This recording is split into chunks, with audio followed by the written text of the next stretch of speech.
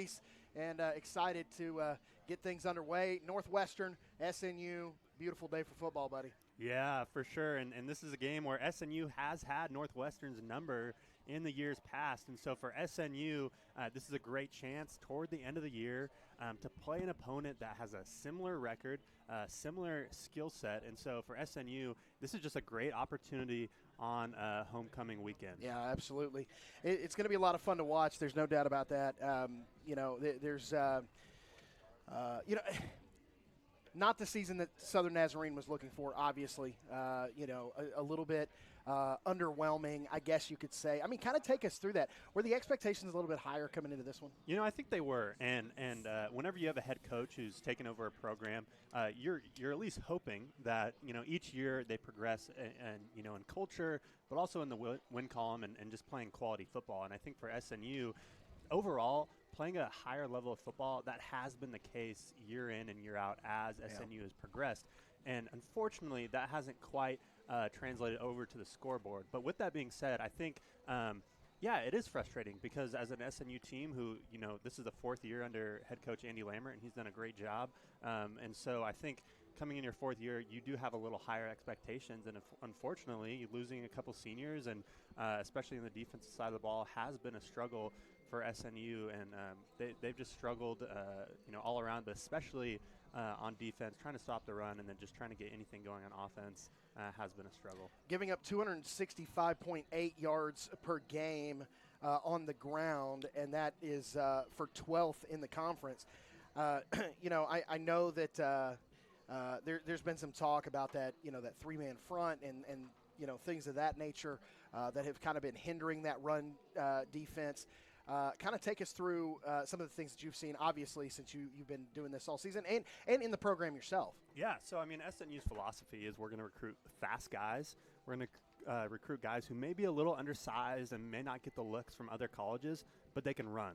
And so for SNU, when you look at their defensive front across the board, they're going to be smaller than pretty much every other defensive front that SNU will face throughout the course of the season. And so because of that, their offensive lineman is usually going to be able to pick off those D linemen pretty easy, and it's up to the linebackers and the safeties to make those tackles. And so for SNU, even though they have guys who can run, I think they've been having trouble getting to the ball and then finishing tackles well with undersized defensive guys. Do you think it's a size issue or a gap integrity issue? I think it's probably a little bit of both. SNU, they have guys that can get to the ball, and especially Dylan Metter, Jake Hansen, and those two inside linebacker positions have done a really good job of getting off blocks and getting to the ball. Unfortunately, if you look at the tackle column, you usually have an SNU safety leading the team in tackles, which just means that either he's getting downfield really well or the linebackers aren't able to get to those plays. And so I think it's a bit of both. It's into that next level, and, exactly. and that's what's allowing those secondary guys to lead in tackles. Let's switch over to the offense for a second. This team's averaging 15.7 points per game this season while allowing 30.6. I mean, that in and of itself tells you that probably going to struggle a little bit. But what are some things? I mean, averaging 132 on the ground, still only good enough for 9th in the conference. But it seems like the run game is fairly consistent. Take us through that. Yeah, and so, of course, those numbers are just going to be a little skewed just because of how many attempts SNU is going to get on the ground per game. I mean, they're going to want to run the ball at almost a 70% ratio. And so because of that, they're going to put up at least decent numbers on the ground. But for SNU and how this program has been since Andy Lambert has got here, it'll rise and fall in the quarterback position every single game for the offense. And because everything's run through the quarterback, Gage Porter is going to get 15 to 20 carries a game from the quarterback position. And then, of course, he's going to throw the football as well. So as Gage Porter goes, so this SNU offense will go. Well, I mean, just looking at Gage Porter's stats for the season, only 877 yards through the air and 4 passing touchdowns. He's actually ran for more touchdowns than he's thrown for in the context of 9 games. I mean, that really says something about the style of offense this team is playing. Exactly, and especially Gage Porter, a kid coming out of high school, had preferred walk-on offers at Oklahoma State to play linebacker. He's a bigger kid. He likes to run downhill, and especially when they get to the goal line, they're going to want to run him, and so that's why you see so many touchdowns for him on the ground. Well, talking about the other side, it has not been much better for Northwestern this season. They're giving up about 28, 29 points a game, good for 6th in the conference. Their scoring actually is exactly the same as SNU, 15.7 points a game, so that is tied for 11th in the conference with the Crimson Storm. They're going to be led by Trent Easley, their quarterback, a 6'4", 181-pound redshirt sophomore who is completing about 52% of his passes. So, I mean, this game has been super competitive. Looking for a third straight win against this Northwestern team is SNU. What are you kind of expecting from today? I'm expecting Northwestern to make SNU stop the run. So far, teams have wanted to finesse it a little bit. They want to try to get to 50-50 on that run-pass ratio. But for Northwestern, what they're going to be concerned with is can SNU stop our run? They have a great running back at number 28. They've done a great job running stretch to him. That's what they're going to try to do most of the time. And so I think for Northwestern, they're going to come out and say, we're going to pound the ball, and we're going to make you try to stop it. Well, they do have two pretty good running backs in that backfield for the Wranglers. Peyton is averaging 4.9 yards a touch and 5.7 yards a touch for Baker, and we'll see a good workload from both of those guys as today kind of progresses. They're going to pound it on the ground. I mean, obviously that's where the SNU weakness is. But do you think that SNU rises up righteous today to stop the run? You know, I think so. I think this is a well-coached team. They've watched film. They have good athletes who, like we said, especially in that linebacker position, they have been able to get to the ball. Jake Hansen, middle linebacker for SNU, is 6th in the conference in tackles, and so he's making plays. I think SNU rises to the occasion and at least forces Northwestern to get outside of their comfort zone and start throwing the ball a little more. Absolutely. Well, it is homecoming day here in Bethany, America at Southern Nazarene University. The band getting their way onto the field. We're excited about it. It's Northwestern and SNU coming your way here in about 20 minutes. We'll be back, and we'll have some comments from Coach Andy Lambert on the other side of the break. You're listening to Crossover Radio Sports. It is sports with a purpose. We'll be right back.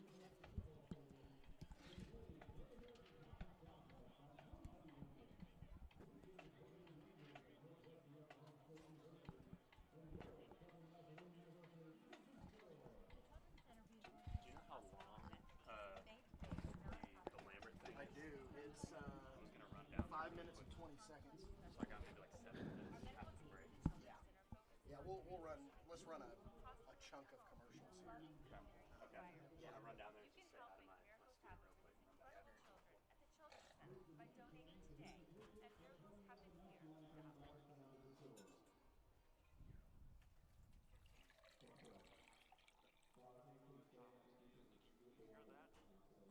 here.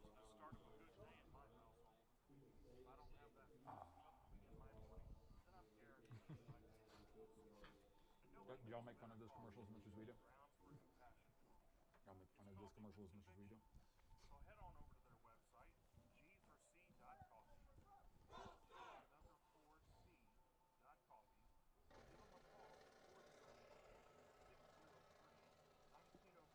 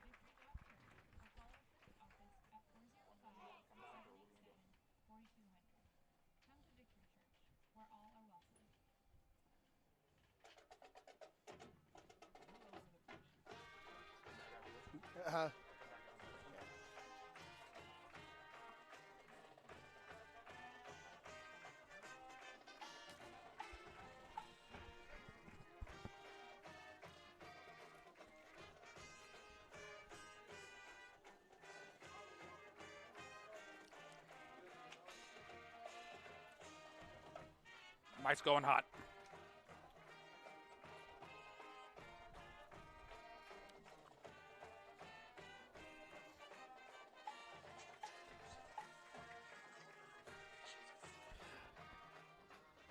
Welcome back in. It is Southern Nazarene Crimson Storm football right here on Crossover Radio. It is a radio with a purpose. You are live on Crossover Radio Sports, the new sports home for Southern Nazarene Crimson Storm, as well as the Putnam City Pirates. Putnam City playing probably their best game of the year last year to close it out.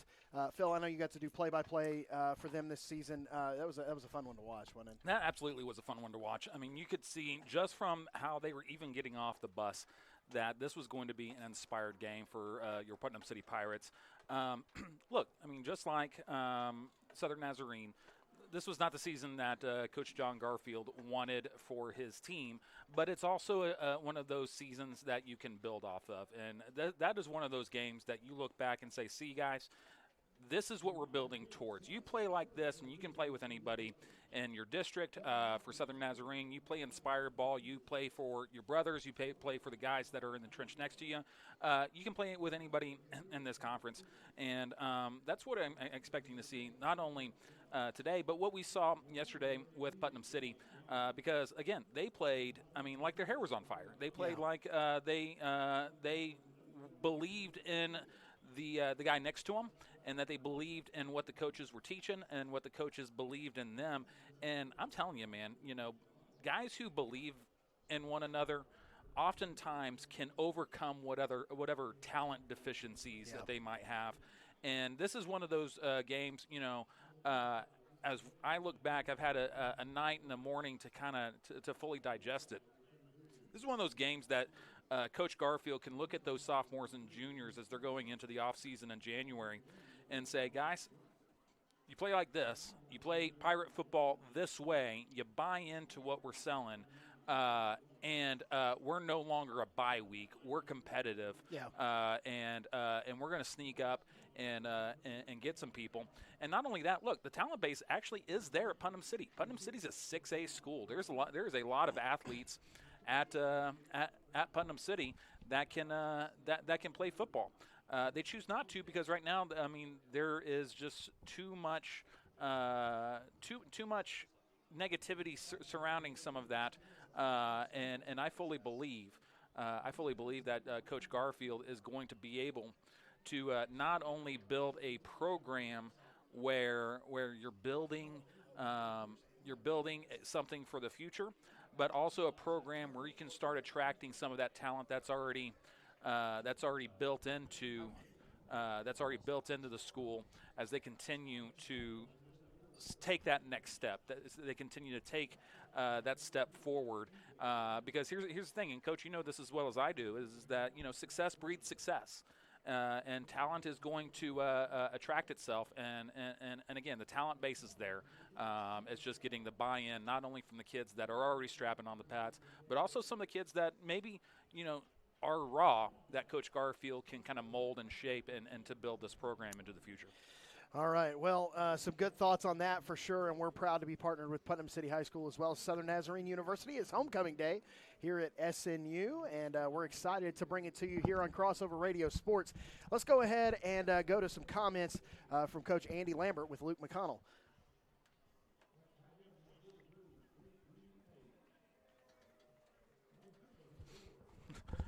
When he started talking to you, it was like, just keep going. Just keep going. Just say all the words.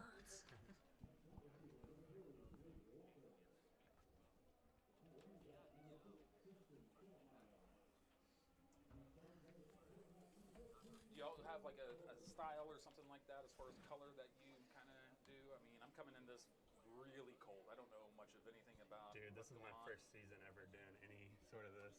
But I mean, like you've been style. here every game, right? Yeah, Okay. yeah. I mean, what do you mean in terms of style? I mean, so as far as color, I mean, Yeah. so since you have a more familiarity with kind of the team Yeah. and how they're going to play, you know, kind of what we did at Bethany when we had two color guys. I mean, I'll just kind of weigh in and throw in little things and see if I see something that, you know, is, you know, safety cheating down or something like that. Just kind of weigh in on that. So in essence, I'm going to be yielding to you Yeah. and then just kind of filling in and seeing some stuff. And I mean, it's going to be Sounds a great lot of to me. deals. And then ultimately, when you get pretty close, and when he starts talking, we both need to bail out. Okay. Sounds good. Sounds good to me. Okay. Yep. So I mean, just feel out. I mean, that's what it is. Yeah. I mean, Yeah. I don't think Dallas, the Dallas Cowboys are looking to replace Brad Sham anytime soon. Hey, you never know, man. Hey, I mean, whatever. Do what? He's getting up there. He is, man. He's been around since dirt. So.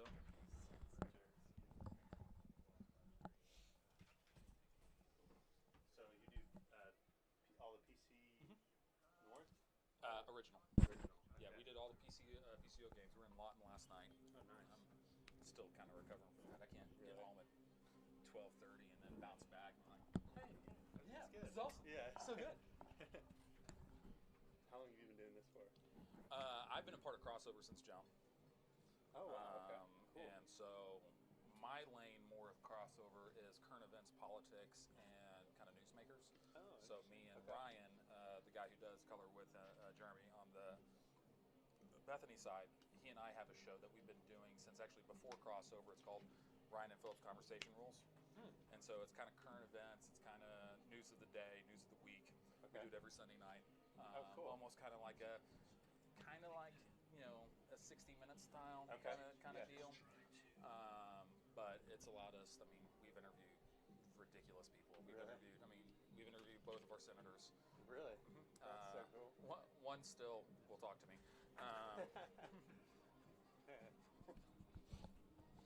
Which, if the other one wants to play, I'm ready to go. In fact, he let me off the leash. If he comes back on, I'm to throw high and tight.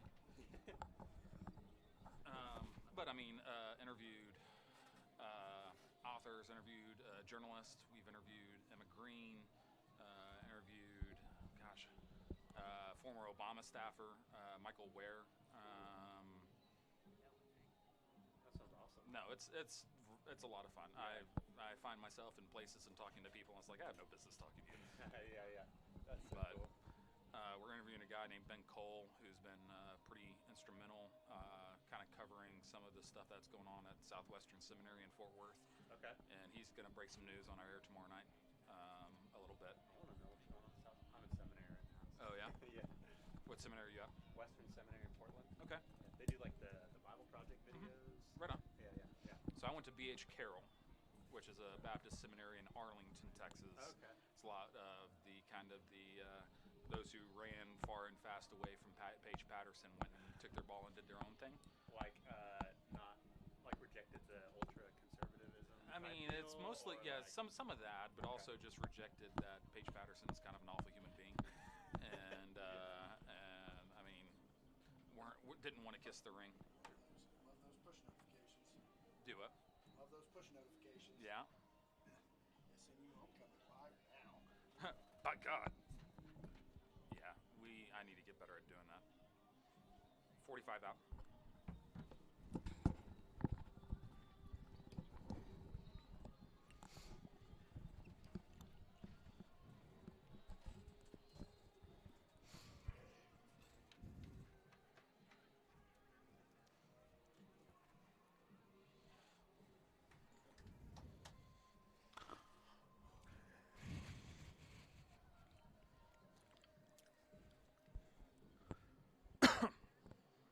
Mics are hot.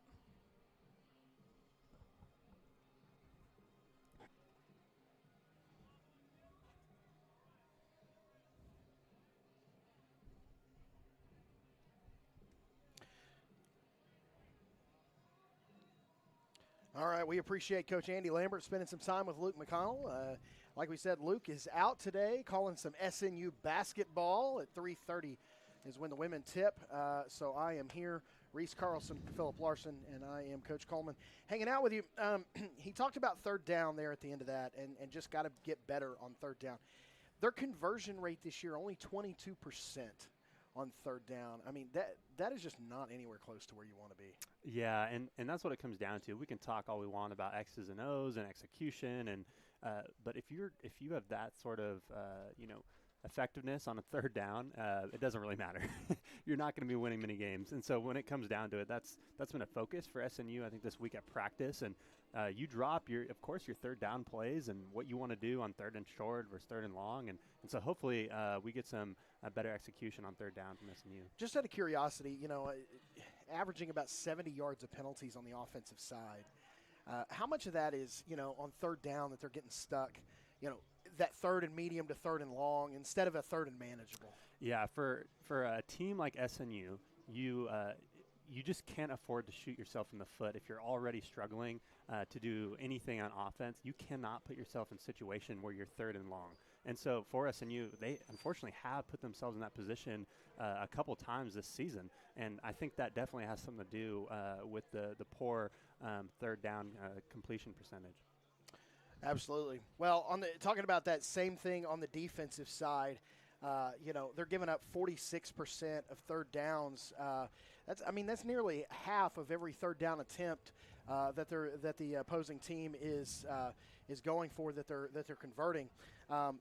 As far as Northwestern on third downs, just because that's something that Coach Andy Lambert talked about there at the end of that interview, and thought that was a big point there coming into today's ball game. On third down, defensively, the Northwestern is giving up 50% and converting 30% on offense. So should be a pretty evenly matched ball game today. It seems like, a couple of teams not having the years that they're looking for. Both teams coming into this contest 2-7 on the year. So it's going to be interesting to watch, that's for sure. So, just kind of some final thoughts on today's ball game and what you're looking for out of the Storm.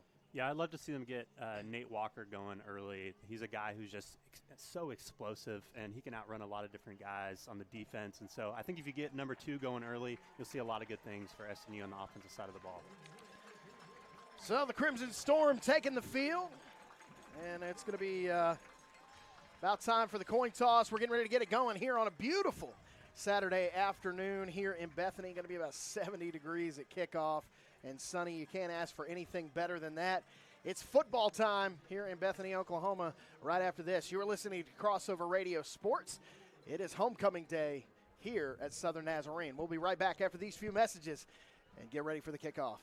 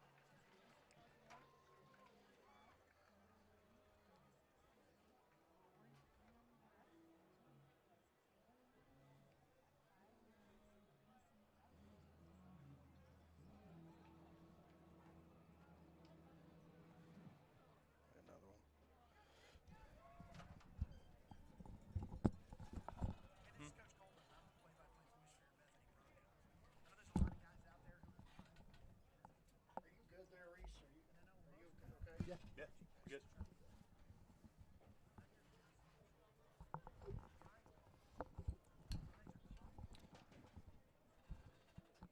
One more? One more? Yeah.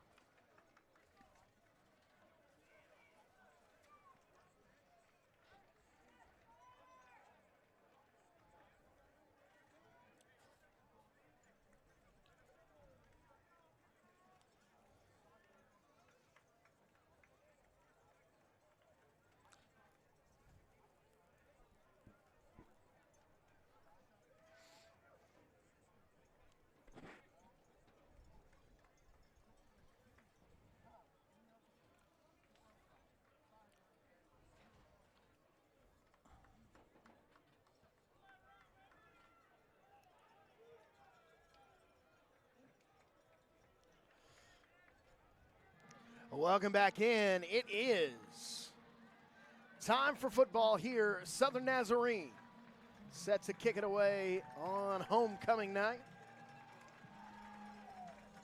Back to return. Aaron Barnes, the defensive back, plants his heels at about the 4-yard line for the Northwestern Wranglers. From Alva, America. And set to kick it away, Ryan Reed.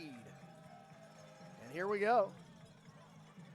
Decent boot. That one's going to go into the end zone and be for a touchback. And so that is where the Wranglers will take over on offense. Guys, it's going to be a perfect day for homecoming, perfect day for football. Just not much better place to be on a Saturday, huh? Yeah, you can't beat 70 degrees in November, man. This is great football weather. Can I just say something? That's the biggest kicker I've ever seen in my life. Yeah, that guy no, is. That guy's a monster. Oh my gosh. Yeah.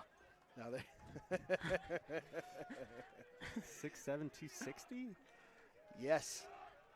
Doubles as a tight end. First down and 10. Going to be a handoff over the right side and brought down quickly there. That's the running back, Denzel Davis. Stopped in the backfield. Kenny Miller. Yeah, second down and 8 upcoming. Just as we talked about, Josh Jordan wants to play downhill. His safety is 7th in the conference in tackles, and he's making contact right about the line of scrimmage. Great job. So it'll be second down and 8 upcoming, working from the 27-yard line now as the Wranglers man in motion, left to right. Here's the handoff again, looking to go up the gut, and well covered by this Crimson Storm defense. And that is going to be a loss of about a half a yard. So, hey, third down and 9, that's what you're looking for to get this thing started out. Yeah, no surprises from Northwestern. Wants to run the ball, and Jake Hansen does a great job getting off his block and making a tackle right at the line of scrimmage. Great spot here. Third down and 9, trips right, single left. In the shotgun, dropping back, flag down, near side. Now looking to run and just throwing it away.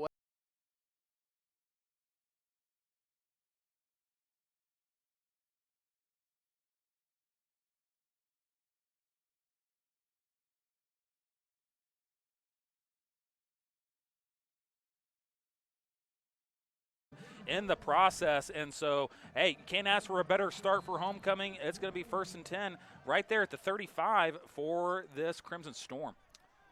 All right, so here's the snap. Going to be a sweep to the right, trying to find the corner. Shakes the tackler, now cuts upfield. That was a lot of running there for Nate Walker to only pick up about a yard there on first down. So it'll be second down, and we'll call it a long 9. Yeah, I love to see Nate Walker getting involved early, and just a guy who can make plays. You saw there was nothing there, and him not only able to get back to the line, but actually make a yard out of it.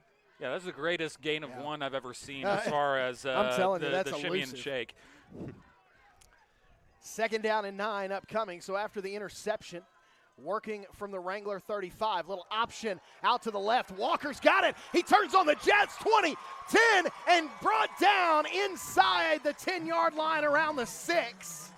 First and goal for Southern Nazarene, opening drive. So a turnover and then a couple of nice running plays. How about that option there, guys? Yeah, I love it. Great job by Gage Porter seeing the end coming up there and making the pitch. And like we talked about, man, when you get Nate Walker involved, he can do special things. And so great run by him. Huge decision on Porter to go ahead and pitch it at the exact perfect time to give Walker a chance to get that huge gain.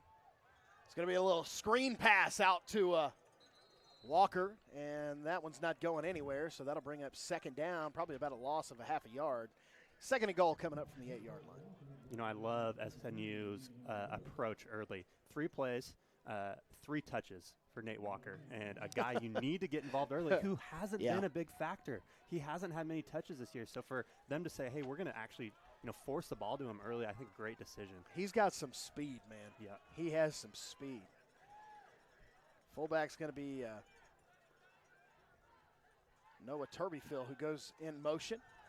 Going to pull it down is going to be Porter, and Porter going to run left side and be brought down inside the 5 around the 3. So this will bring up third down and goal inside the 5-yard line. What do you like here, Reese? You know, I like something with Gage Porter. right there, he wasn't able to sneak in. I think also if you try to get the ball to Nate Walker on the perimeter, good things happen too. So we'll see which way they go. Well, not only that, we're talking about Nate Walker. You're seeing them line up in many different formations. That one, he lined out up to the wide side. They've lined him up in running back. They're looking to get him the ball in space and looking to do it through the formations. Twins on either side. Walker in the slot on the near side. Going from the south to the north. They put Walker in motion. It's a fake to him. Now Porter just going to keep it. Quarterback dive up the middle, still trying to press, and they have scored. Touchdown, Southern Nazarene. 11-11 left to go here in the first quarter, and the Crimson Storm starts the thunder. Yep, and great job by SNU. They're going to run Nate Walker across the motion, and that's actually a called keep. He's not even going to think about giving it to Nate. And so they draw it up like that so Gage Porter can lower his shoulder and get in the It's end good zone. misdirection, isn't it, Reese? Yep. I mean, that just makes it – I mean, like you said, they had given him so many touches early that was an opportunity to fake touch and then go for it. Extra point on the way, and the kick is good. So with 11 minutes and 11 seconds left here in the first quarter, the Crimson Storm up 7-0 on homecoming night here in Bethany. We'll be right back after these messages.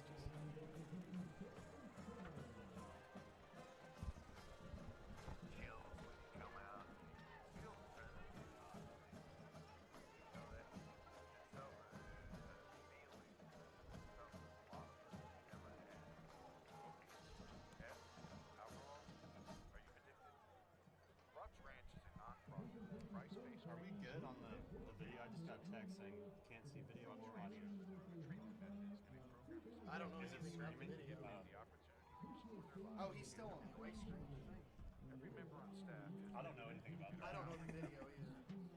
I just do the radio. please call. I just got a text saying there's no video going, so they can listen to it. Timeout. It was off. Oh, it was? Okay. Oh, yeah, no, during the time.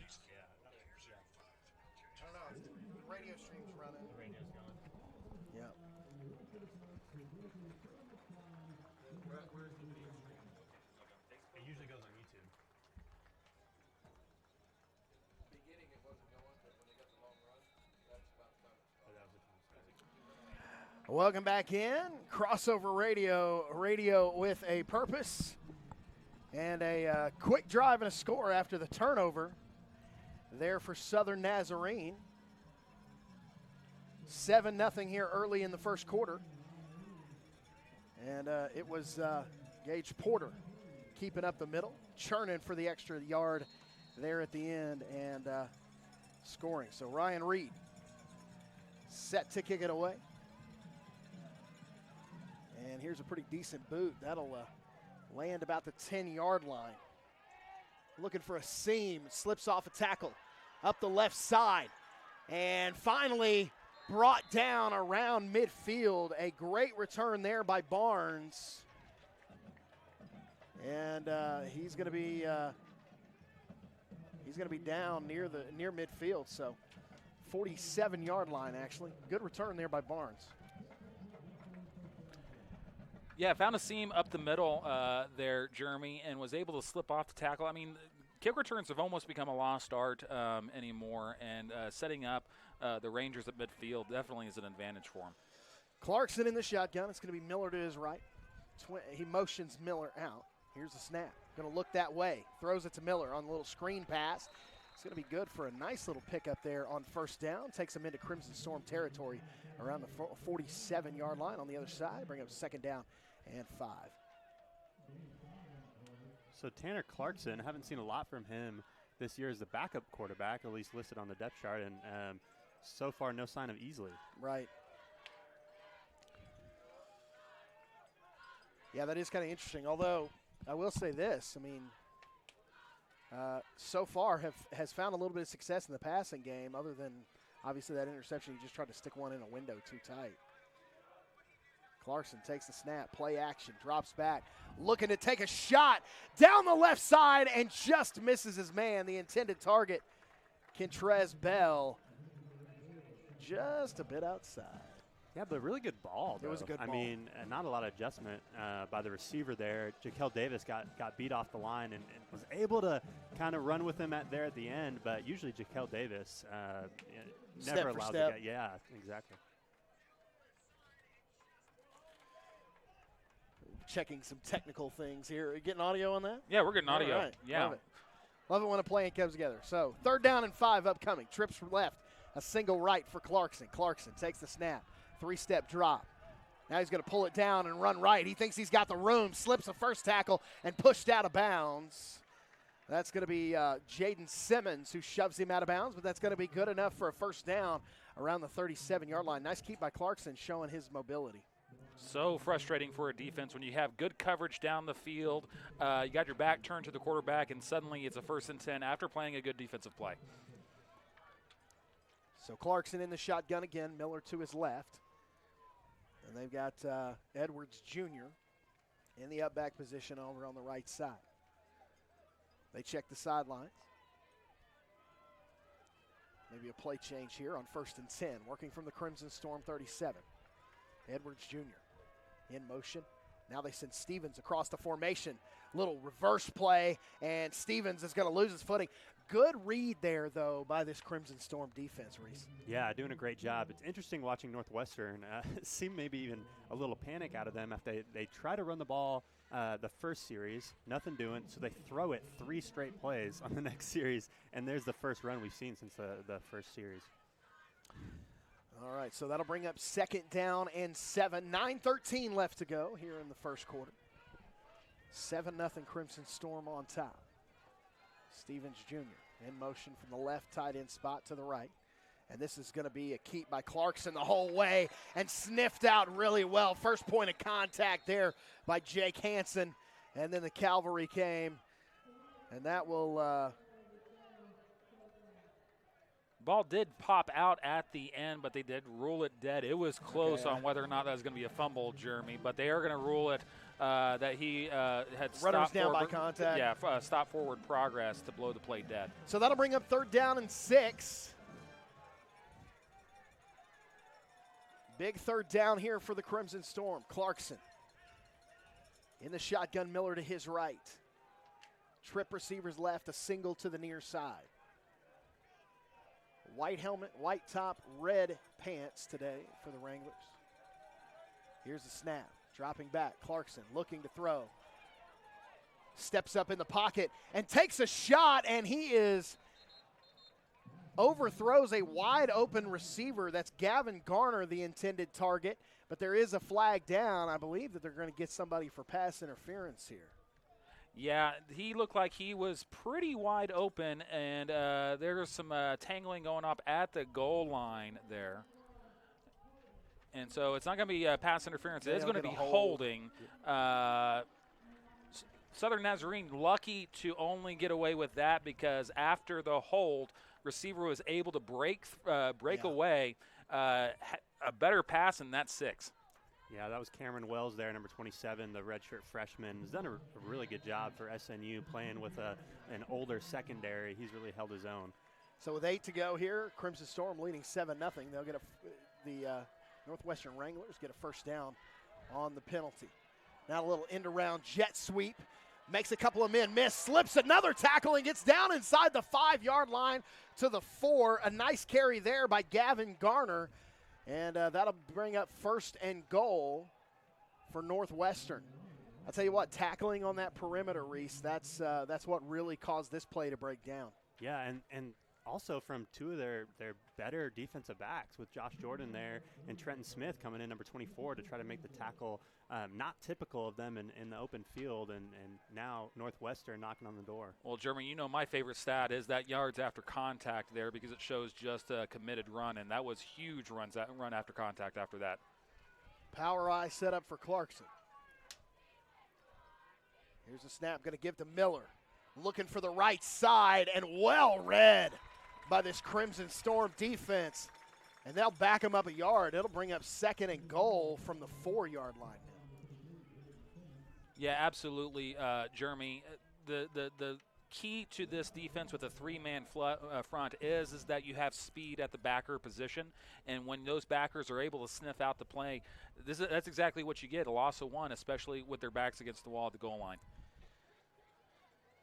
6:56 to go here in the first quarter.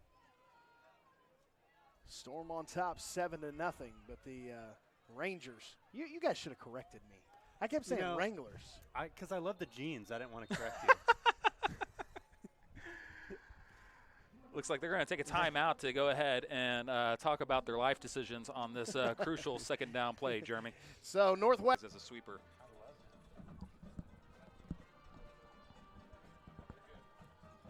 Another one. Welcome back in. It's the Rangers in the Storm today. Sounds like a bad country song. Well, it would have been even better if it was the Wranglers. Why did y'all? Somebody's got to tell your boy. I couldn't tell at first if you're saying Rangers or Wranglers.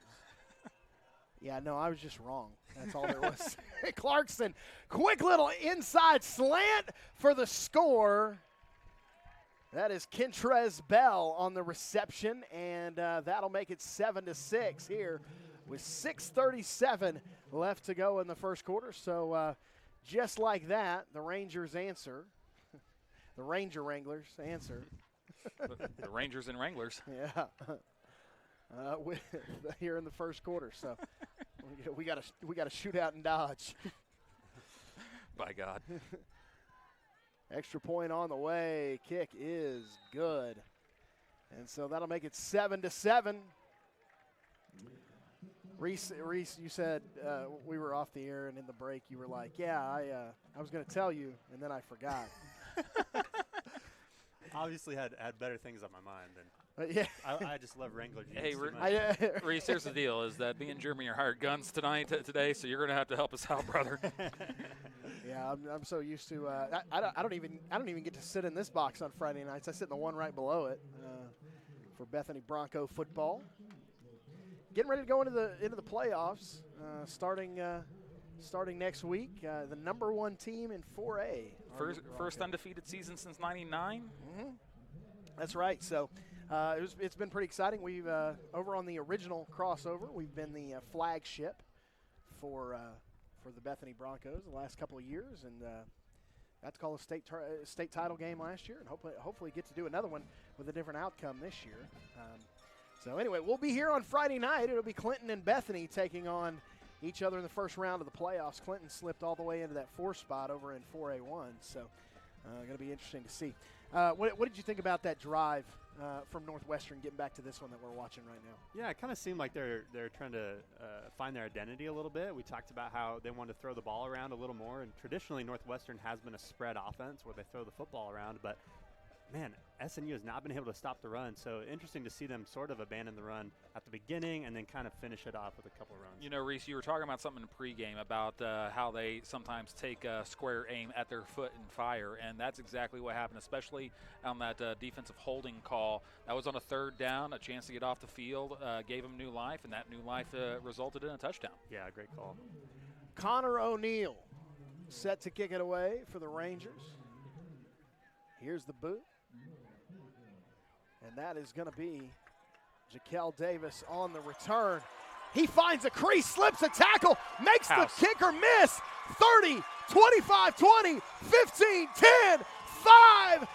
Davis takes it all the way to the house. Touchdown, Crimson Storm.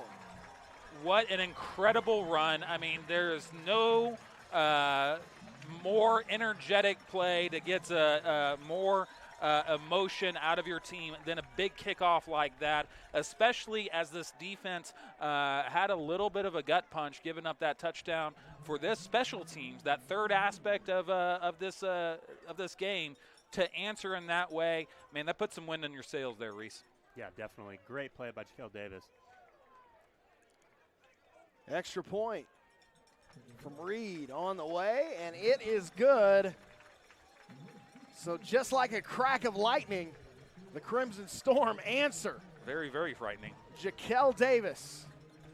What was that, 95 yards, guys? Yeah, and you can argue Jaquel Davis has been the MVP of this Crimson Storm defense for the year. He's, I believe, second in the conference in pass breakups, a couple interceptions. Wow. He's all over the place on defense, and we saw him earlier get beat down in the corner, and then you see how fast he can really run, bringing Yeah. back a kick, and so he's just an electrifying player. And you know what that tells me is that a lot of times these kids have to have amnesia. They have to have that short memory where they can say, shake that one off.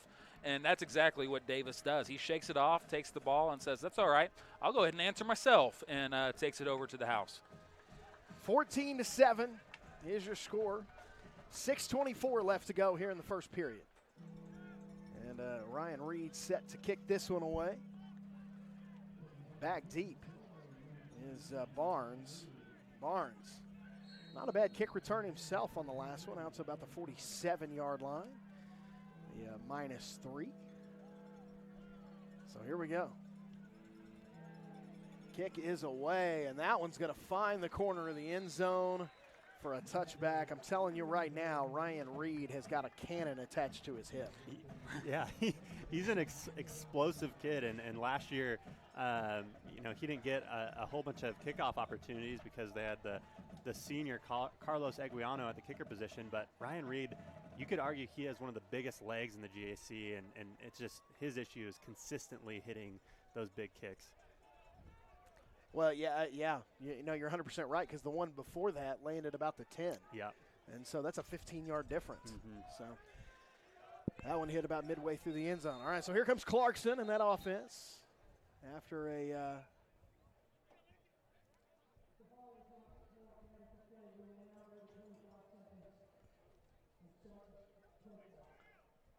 getting the play clock adjusted there.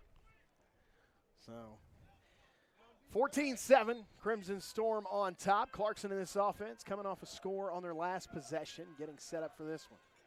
Sends a man in motion over to the right side. He's going to throw that little swing pass over to him, but well sniffed out. That is going to be Josh Jordan and a host of other Crimson Storm defenders over there, and they don't let Dylan Bauer go anywhere on that one. And again, Jeremy, we talked about Kalen Baker. Talked about the speed of this defense, especially when you're playing kind of a 3-4 style. It's kind of a rally around the ball, and that's exactly what happened. Looked like a running back was going to break a tackle, but then because of that rally defense, was able to get a stop for no gain. 2nd down and 10 upcoming. And they're going to give that little jet sweep around the end again, the play that they scored on earlier, but that one is sniffed out well. They stretched that one all the way to the sideline. Gavin Garner nowhere to go there. Listen, Reese, the sideline stays undefeated, doesn't it? That's right. Big help there. I tell my players that all the time. Don't ever compete with the sideline because it stays undefeated. It's the perfect 12th and 13th defender. That's the one right there. Clarkson in an empty backfield now. Trips right, twins left. Here on 3rd down and 12. Here's the snap. Clarkson drops back, looking over the middle. That pass is going to be intercepted and brought down at the 30. It is none other than Jaquel Davis again. Yeah, just like we were talking about. What a terrific player. A little post route, and he really wasn't open. Clarkson tried to force the ball in there. Jaquel Davis just reading the eyes of the quarterback, jumps the route, makes an interception. Great play. Yeah, look, honestly, he looked like he got beat at the top of the route, and then Jaquel Davis was able to recover. If a quarterback easily puts that on the money a little bit sooner, you might have a different outcome. But, again, credit Davis for that short memory, seconds long, mosquito-like memory to be able to jump the route and come up with a huge turnover.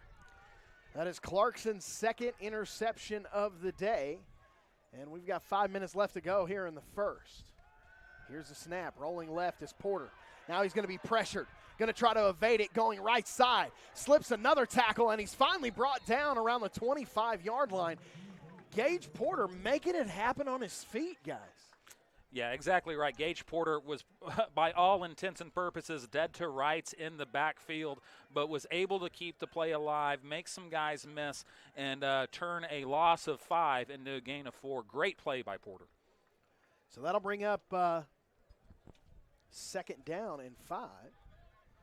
here for the Crimson Storm. Again, deep inside Ranger territory at around the 26-yard line. Porter takes the snap, drops back. Now he's going to run up the middle, and that is going to be a face mask if I have ever seen one. My goodness. Yeah, you might want to make sure that his face is actually still attached to the rest of his head, because that was one of the most egregious face masks that you're ever going to see.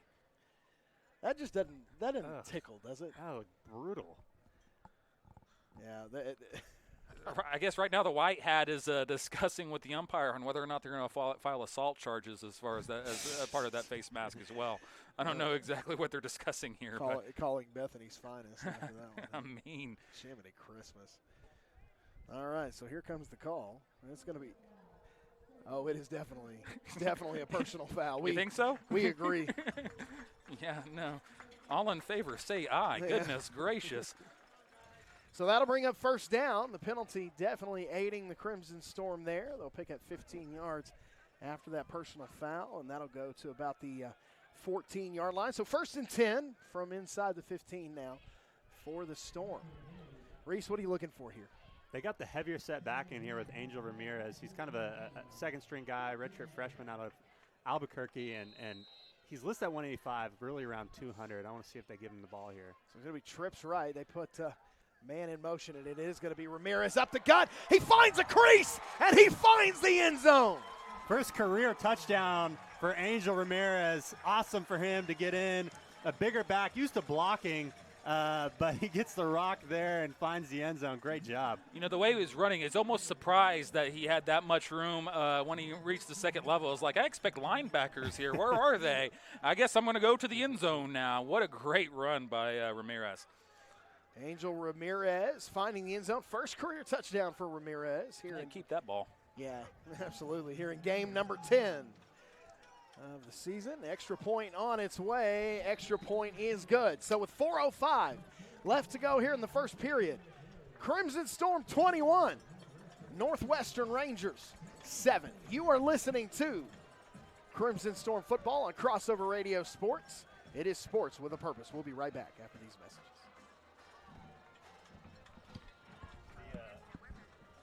My dad watches the games, and he said, funny comment about John Chris. I said, what do you mean, the mic was on? Did he say anything that So you know what the deal is?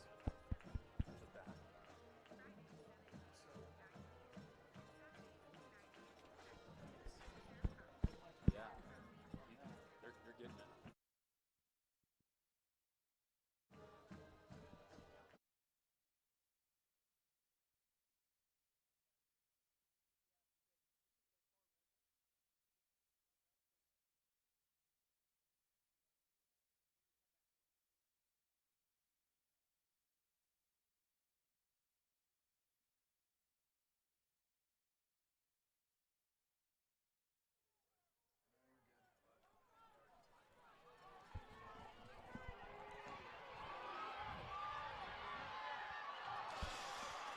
Coming back the other way, Rangers on a kick return, 10-5. He's going to take it to the house. All the way back comes Aaron Barnes to answer on the kick return. And just like that, they strike. Wow. Second special teams score Yeah. in the first quarter. I mean, Yeah. they have strapped on the Wranglers today and ready to do some work on the special team side. I don't know if you'll see any other game on almost any level where you have competing kickoff returns. 21-13 now. 3:49 left to go in the first. Here's a snap. Kick is up, and extra point is good. 21-14 on a quick strike from the Rangers on the kick return. Barnes takes it all the way back to the house. You were listening to City Football on Crossover Radio.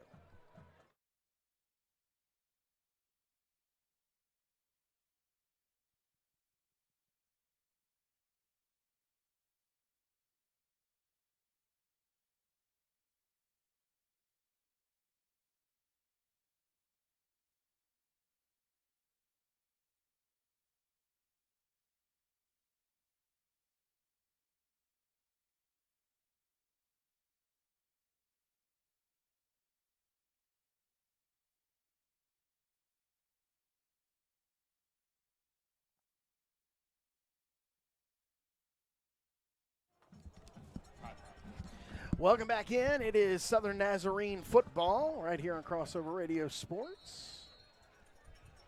SNU and Northwestern from Alva, America. 3:49 left to go in the first. 21-14 is your score. That's going to be Davis taking that kick around the 8-yard line. Looking to make some magic happen again, but he's going to be brought down around the 29-yard line. Golly, he was probably one shimmy away from going again. Oh, my gosh. Yeah, exactly. I mean, this Davis has a lot of wiggle in his returns. Just an athlete able to get some things done. Yeah, so we have two teams averaging around 15 points a game here, and we're sitting at 21-14 in the first quarter. Yeah. Yeah. They're just waiting for one of them 70-degree November days to really break out of their scoring slump. That's it. All right.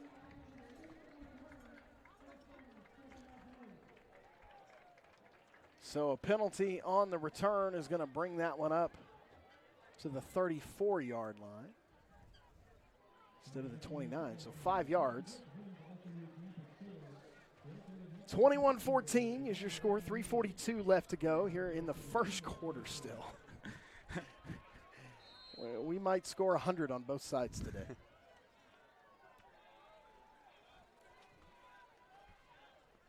Porter in the shotgun, got 3 backs around him. Little shotgun veer look. This is going to be handoff to Nate Walker. Nate Walker getting around the outside, catches a block, and gets out to about the 39-yard line is where they're going to mark him out. Yeah, we've been talking about it all season, but Noah Turbyfield, a true freshman from Alabama, has just done such a good job blocking out of the backfield. That's what they're going to ask him to do. They're not going to ask him to carry the ball 10 to 15 times a game. They're going to ask him to chop block, and he does it as good as anyone on the team. Credit Dalton Sanders on the outside with a block on the defender as well to also spring that play. So here we go, 2nd and 5. Quick swing pass out to the left side is complete. That's Dalton Sanders, going to be out around the 46-yard line, and that'll move the sticks. That'll be Crimson Storm first down. Yeah, when you get a block on the outside on the play previously for Walker, you get rewarded with a first down reception there. Dalton Sanders on the big block gets the big reception for the first down. So that'll bring up first down and 10. Porter sends a man in motion. Going to give around the end to Walker. Walker finds some room, and then he gets shellacked by Cam White, and that immediately draws a flag. That looked like a targeting. That might be what they're thinking. I don't know. I don't know. Yeah, I mean, there was a big hit, and it looks like he did launch. Now, the only question is, did he lead with the crown of his helmet, or did he lead with his shoulder? If it's the crown with his helmet, that is a targeting penalty. If it's his shoulder, then it looks like it's going to be. Oh, no. This looks like it's going to be a block in the back or a hold. Yep, it is a hold. Yep. So they're going to get a receiver here on this far side for a hold, and that'll back up the Crimson Storm all the way to the 40-yard line. That'll bring up first down and 17 now. 2:40 left to go here in the first quarter. 21-14. Crimson Storm on top. It's going to be Porter in the shotgun. Send Walker in motion across the formation. Now a quick swing out to Walker. And not much of a gain there, maybe a yard. So that'll bring up second down and 16. Yeah, we've seen SNU a couple times go with this heavy set in the back. It's their, they call it the bone formation, and basically they like to run some triple option stuff out of that look, and they can get guys into the flat and get running backs blocking on the edge real nicely there. You know, the other part of that formation is especially you can get a tight end on the right side leak out to the far hash there.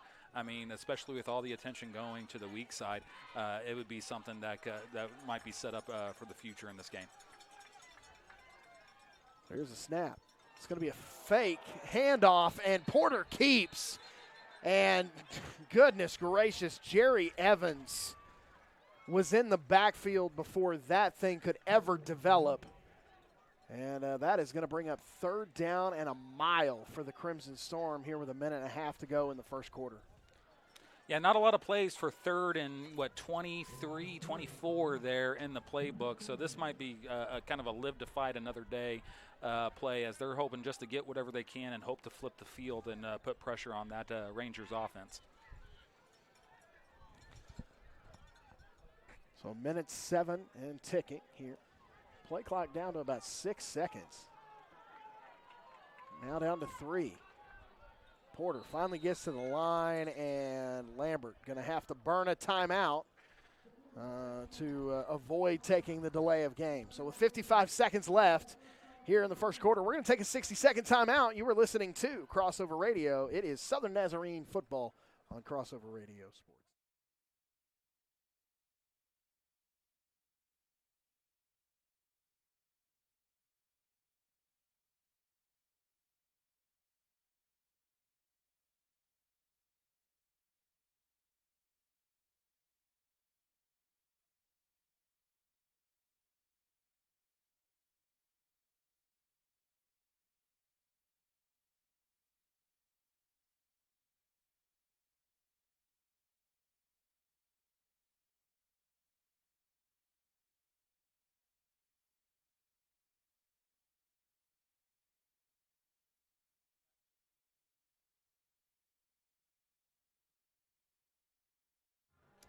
Welcome back in. It is Crossover Radio Sports. 55 seconds left to go here in the first quarter. Storm on top 21-14 over the Northwestern Oklahoma State Rangers. Today's homecoming. 3rd down and 19 here for Porter in the offense. Porter going to take the snap, looking left. Now he's just going to tuck it, take it straight up the middle, get out to about the 45-yard line. Yeah, exactly what we thought, just looking to get what he could. It looked like they were going to have some streak patterns here on the weak side, Jeremy, and see if they could maybe catch the Rangers defense sleeping and go over the top to see if they couldn't get this first down. But Porter wisely protects the football and protects the ability to maybe flip this field. Looks like the Rangers going to come after this one, and it's a fake. And the snap goes directly to Jarvis Davis, who just about took advantage of the over pursuit. And he got caught by the back of his jersey. And so instead of a punt, it'll be a turnover on downs, and the Rangers going to take over on the Crimson Storm 49-yard line. What do you think about that call, Reese? Well, I'm a little confused if that was a intentional or if it just snap. was a bad snap. Yeah, because SNU does have that in the playbook where they will do a fake punt and snap it to the up back, and that's the backup quarterback, Jarvis Davis, there. But, man, certainly a risky call to put the Rangers on their own 50-yard line. So that is where Clarkson in this offense will take back over. It's going to be Barnes, Wright Jr. brought down in the backfield. And, man, that was well read. Handoff to Baker, and Baker was just dropped quick. Landon Walker shot the gap and read that play, said, no, sir, not today, to put the Rangers in a tough position after the turnover on downs as we finish up this first quarter. Well, that is the final play of the first quarter. Your Crimson Storm on top 21-14 over Northwestern here on Homecoming Day. You were listening to Crossover Radio Sports, your home for Southern Nazarene Athletics.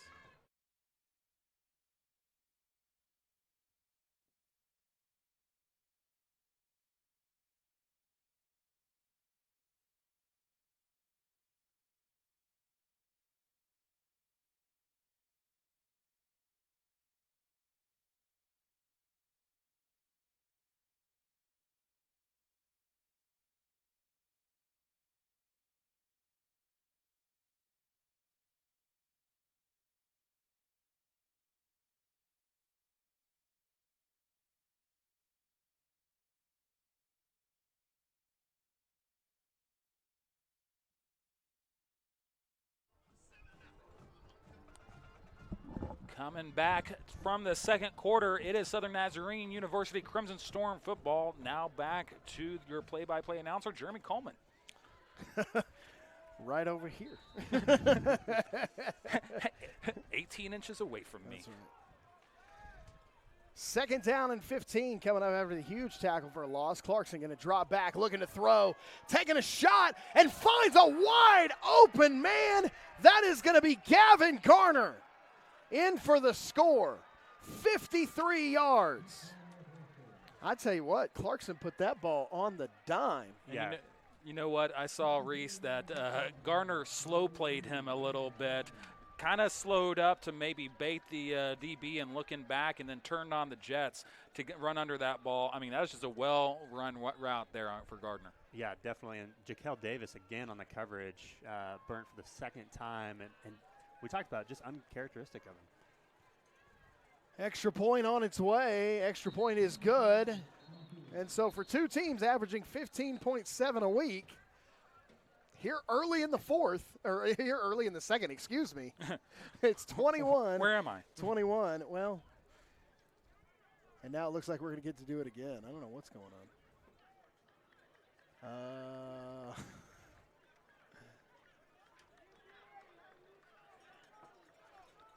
That may have been offsides on SNU. All right. 21-21, 14:51 here to go in the half. Crimson Storm on top. You were listening to Crossover Radio, and it is Crossover Radio Sports.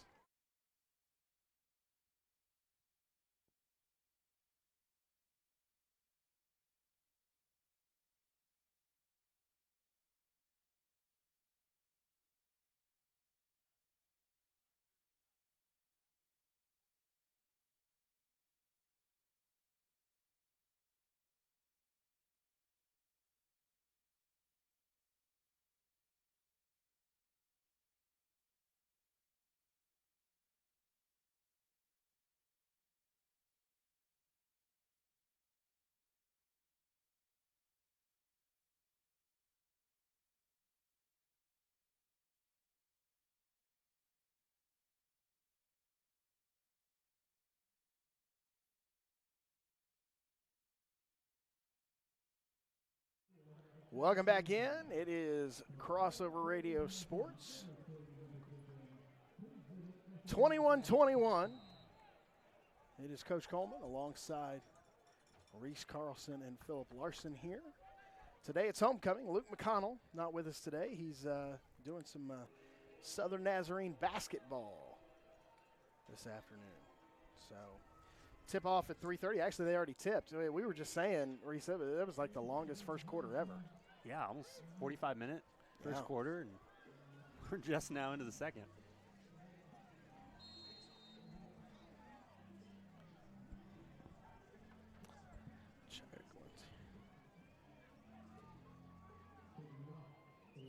All right, so Rangers getting ready to kick it away.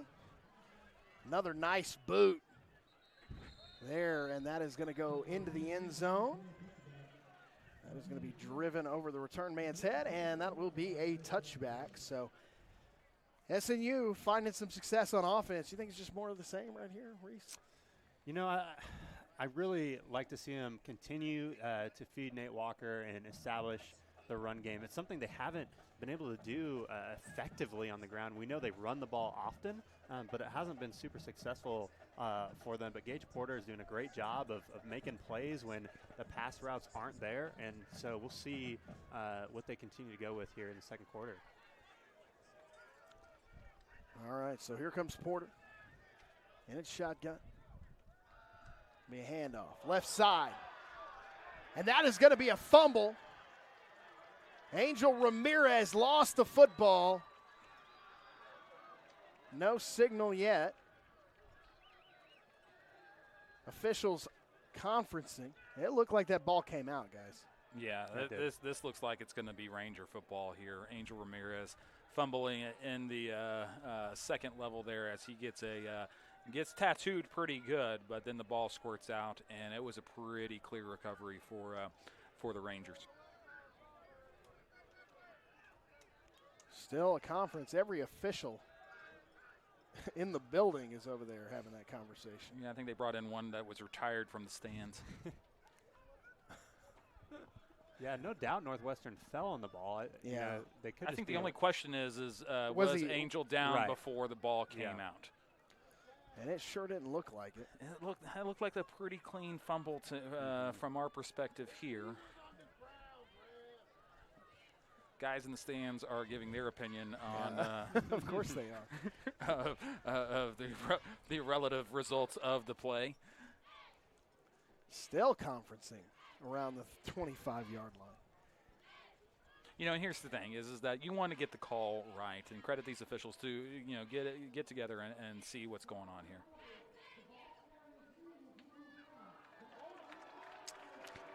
So they're going to say that the runner was down. That's a big break for SNU. Huge break for Southern Nazarene. And again, you know what? We're up here and they're on the field. They definitely have a better perspective on this. Right or not, it is a new lease on life for the Crimson Storm. So that'll bring up 2nd down and 9. 14:42 here to go in the first half. 21-21 is your score. Here's a snap. Porter going to run the little speed option around the right side. Pitch to Walker. And he's going to step out of bounds around the 31. Nice pickup there.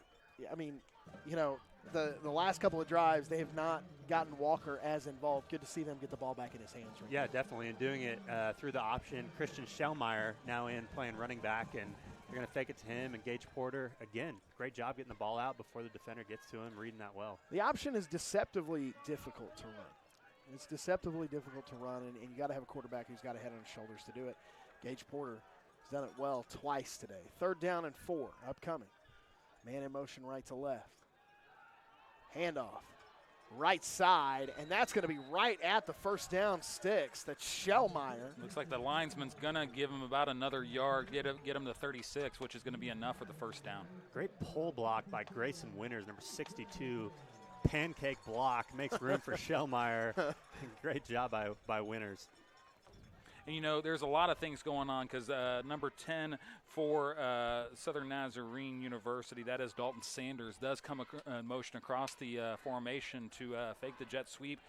Gives those linebackers just something to think about, which gives them enough time to get that first down. So it'll be 1st down and 10 from the 36. Here's another handoff. Going right side, and that is another face mask. They yank Schellmeyer down. And they yank his helmet off as well. And so might be talking about that during halftime on the Ranger sideline on, hey, guys, let's tackle and not maybe try to decapitate. What do you think? Yeah, Phil, Jeremy, you guys have been doing this a lot longer than I have, but I don't think I've seen back-to-back face masks as bad as well, and those were, I mean, I was going to say, those were both pretty egregious. I mean, the first one was worse. The one on Porter was worse. Oh, absolutely. But that one, not great either. And so both of them the 15-yard variety. And actually, that's going to take SNU into Ranger territory at the 49-yard line, 39-yard line, and they'll bring up 1st and 10. SNU aided by that penalty there, but really not a bad run by Schellmeyer at all. No, absolutely, and they're going to commit to this run and continue to have Schellmeyer and Davis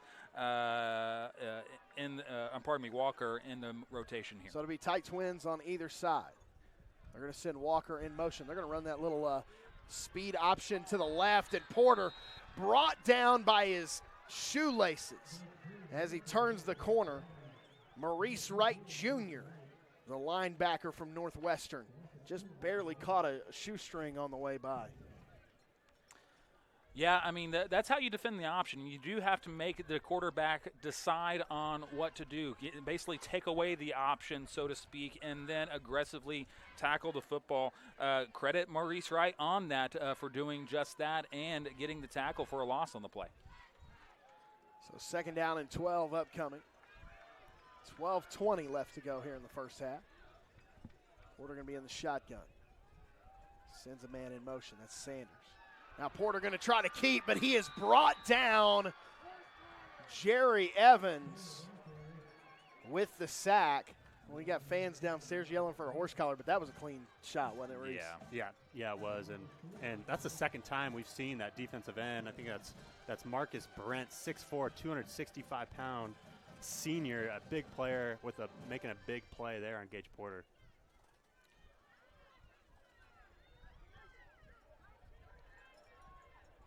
So that'll bring up 3rd down and 14.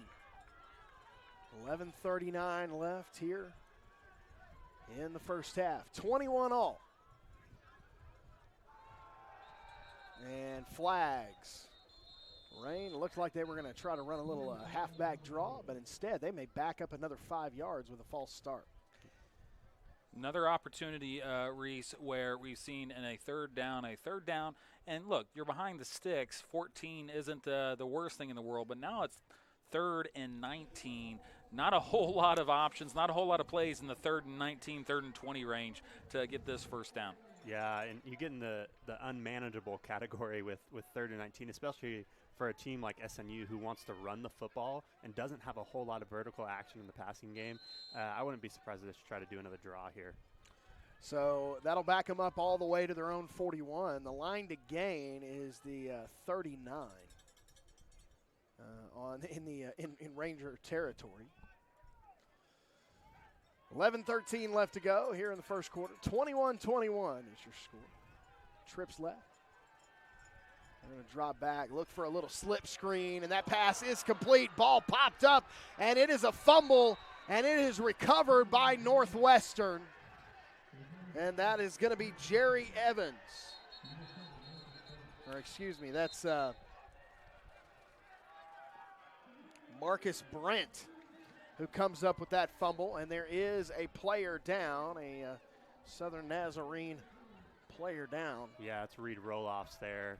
The guy who caught the screen pass. Looks like he might have just took a helmet to the hand. I think it's what he's holding, hand or wrist. They're going to bring out the doctor here too. Yeah, he's writhing around, and so let's go ahead, and as they tend to him, let's go ahead and take a quick break.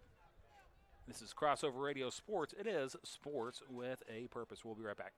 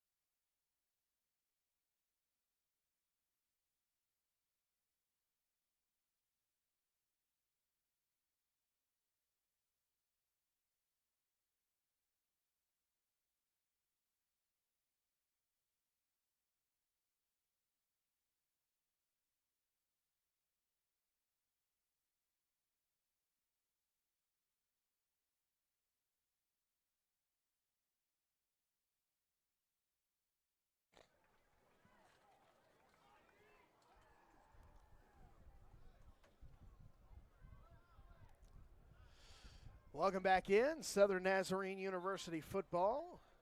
Reed Roloff's coming off the field, and they are attending to that left arm. Took him a while to get off, but he is getting off under his own power, and so we hope he's all right. Never like to see anybody get hurt, do we? All right, so after the fumble, first down and 10 upcoming for the Rangers. Here's the snap. Up the middle. That's going to be Kenny Miller on first down. Picks up about 2. Second down and 8 upcoming. Great read by Angel Hernandez there on the tackle, blitzing off that outside linebacker position, able to run the running back down from the back. Yeah, he really strafed the line in the backfield, was able to keep that from busting loose on the right side. Here's the snap. Clarkson, play action fake, dropping back, looking to throw, and that one sails over his intended target. That was intended for Brian Gonzalez, but it was not to be. So third down and 8 upcoming. Yeah, interesting. They ran Gavin Gardner again vertical against Jaquel Davis. That time, Jaquel Davis step for step. So Clarkson elects to throw it to the mid-range route on that one. Good coverage by Jaquel. I mean, yeah, well, and they've seen it twice, so you can't blame them for taking a look at it. Nevertheless, it was not to be that time. 10:21 left to go here in the second quarter. All tied at 21. Third down and 8 upcoming. Clarkson dropping back, looking to throw, taking a shot right side, and he just overthrows his intended target. That was Garner again, who seems to have quite a bit of speed.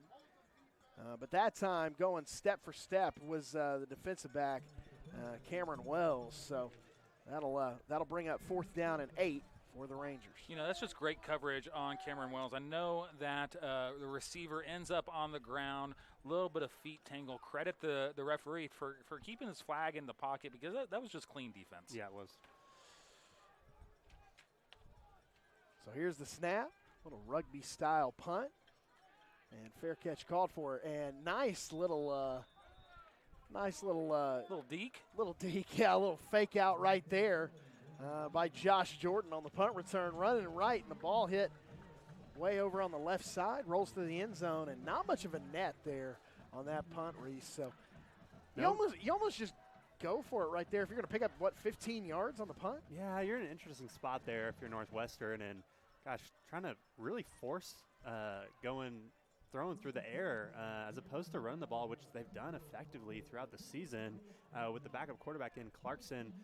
Man, he's had a couple really good passes, especially in the deep ball this far. And so interesting seeing Northwestern move away from the run a little bit in the second quarter as SNU, at least the story of the season, has been not able to stop the run, but doing a great job of it. You know, Reese, I mean, we're talking about why not go for it there. I mean, yes, it's only a 19-yard net. I mean, they're kicking from the 39. But the way this defense for the Rangers has been playing these last couple series, you're putting a lot of onus on them to be able to stop this Southern Nazarene offense that's kind of gotten stuck in the mud a little bit. And so maybe the net on that particular punt doesn't necessarily get what you want, but now you have SNU at the 20 and maybe a negative play, and they're punting out of their own end zone. So that'll bring Porter in this offense back onto the field. First and 10 from the 20. And Porter going to check the sidelines again. Play clock around 15 seconds now. He'll check the coverage, step back into the shotgun. Here's the snap.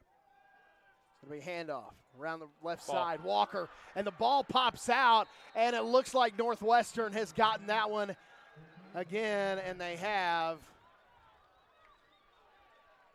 Reese, you're talking about it in pregame, that sometimes Southern Nazarene is their own worst enemy, and these last couple series, the last two series have ended in turnovers. We've seen third and 9 turn into third and 14. We've seen third and 14 turn into third and 19 with penalties, with turnovers. I mean, this is a Southern Nazarene University team that needs to, 10 minutes left in the second quarter. we got all the football left to play here. Time to take a deep breath and kind of recompose yourself. Yeah, and traditionally, Andy Lambert coached football teams have just done the fundamentals really well. Not a lot of penalties. Hold the ball. Let's win the time of possession battle, especially when you're going to be physically outmatched against a lot of the teams you're playing. You got to do the little things right. And SNU turned the ball over twice on their own side of the And field. consecutive plays. Right, yep. So some trouble. SNU defense needs to step up here with the Rangers knocking on the door. All right, so it was our Dreeland Brown that was down there for a minute for the Rangers. He does get back up and make it back over to the Rangers sideline, the defensive lineman. Walk in like he maybe just got the wind knocked out of him. There's not much of a limp or anything like that, so just maybe got a So a story of turnovers here in the first half. 10 minutes to go left here in the second quarter. 21-21 is your score.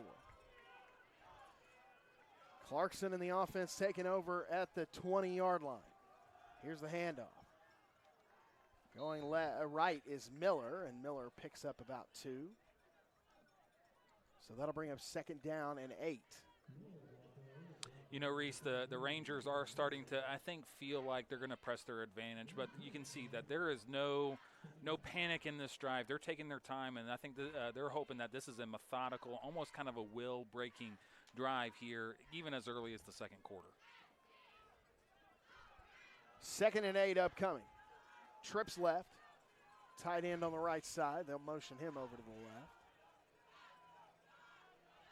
And they'll motion the back out of the backfield. And Clarkson just going to keep going right and stood up around the 12-yard line. So that's going to bring up third down and 2. Reese, I mean, that's what you want if you're Northwestern right here is a really easy third manageable working down inside the red zone. Yeah, and we haven't talked about it much, guys, but what we're looking at right now is a backup quarterback. And so far, the stud running back, Jacob Payton, number 28, I'm not sure we've seen him out here. So Northwestern sort of imposing their will with a couple backups in. So does Miller to the left of Clarkson. And they're going to fake to Miller, and Clarkson going to keep around the left side, get out to about the 9-yard line, and that should be plenty for the first down. So it'll be first and goal from the 9. I mean, what does the Crimson Storm have to do right here? Yeah, I think they just got it. They got to get guys to the ball carrier. I mean, Northwestern has been running the ball, these last couple plays, and now Clarkson's been doing a good job of running the football as well. So flocking, getting multiple guys to the ball. You're not going to want one of your linebackers to make a solo play. You're going to want everyone to the ball, especially in the red zone here. This this Ranger offense has not been great in the red zone this year. Around 40%. Quick swing pass over to Miller.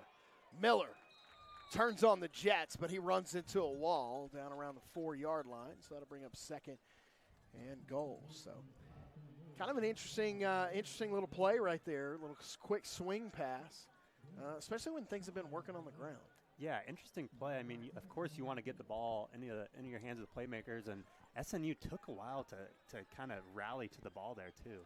Yeah, you're starting to see, I mean, this defense has been on the field quite a bit these last couple series. You're starting to see maybe a half step lost here.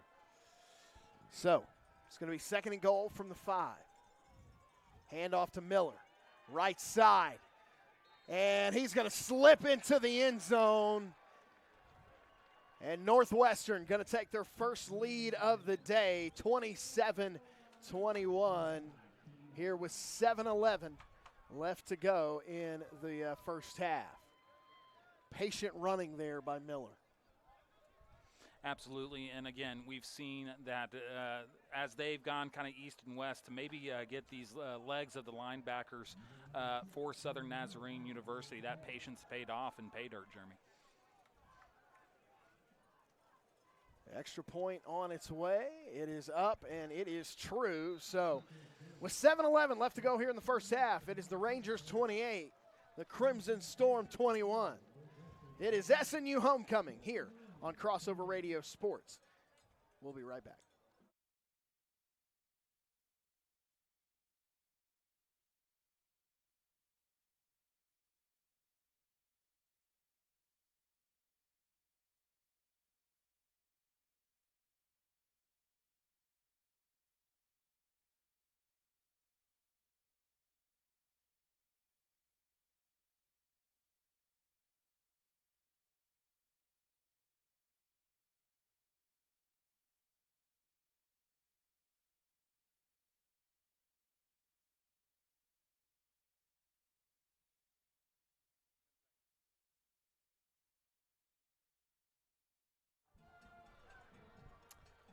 Welcome back in.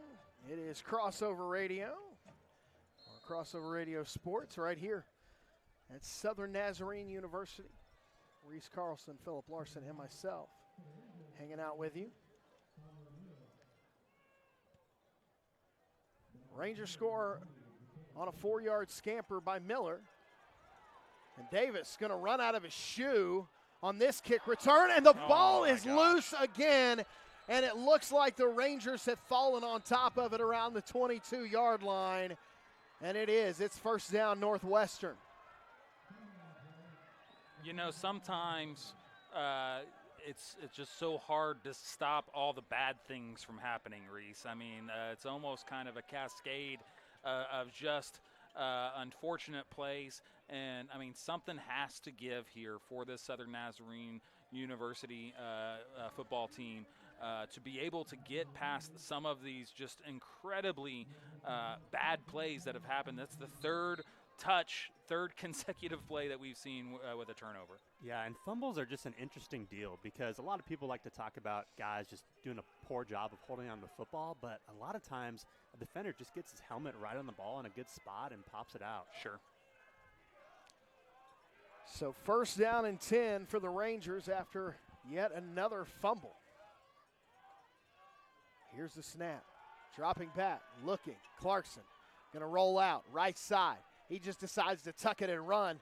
He's going to take off up the sideline and going to pick up a first down. And so that one going to be right around the 10-yard line. And we'll see where they spot it.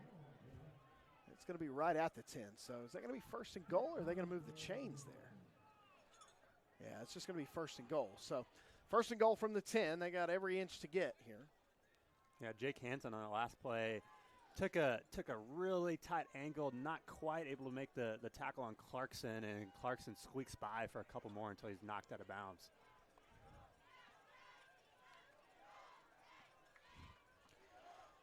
Different quarterback in now. This is Cashin Graham. Graham going to fake the handoff. Now he's going to throw the little fade into the corner and just misses his intended target. Vance Hooper, who got tripped up on the, I think Torrance Stevens, excuse me, who got tripped up there in the back. That was Foosme, the quarterback there for Northwestern. Well, if you foos me once. I'm here all week, guys. That's right. Second down and goal upcoming. Clarkson back in. Here's a snap. Quick throw. Out left. Complete. Looking for room to run. Makes a couple of guys miss. Still on his feet. Down to about the 2-yard line. That's Baker. And that'll bring up third and goal from the 2. So this is where you want to see your defense really stand up tall and maybe force a field goal right here. Yeah, and so far, you know, forcing Northwestern to get a third down here on the 3-yard line, they've done a good job. And so let's see if they can finish off and hold this Rangers offense. You know, if they do finish off this drive and be able to hold them to a field goal, I mean, that is going to pay huge dividends for this defense and for this team. I mean, right now, I mean, they just had, again, a string of really bad luck, and they need something to break the curse here. Clarkson, twins on either side. Going to try to keep this one up the middle himself, and he's going to be short. That'll bring up fourth down right in the middle of the field, and looks like the Rangers going to send on their kick unit.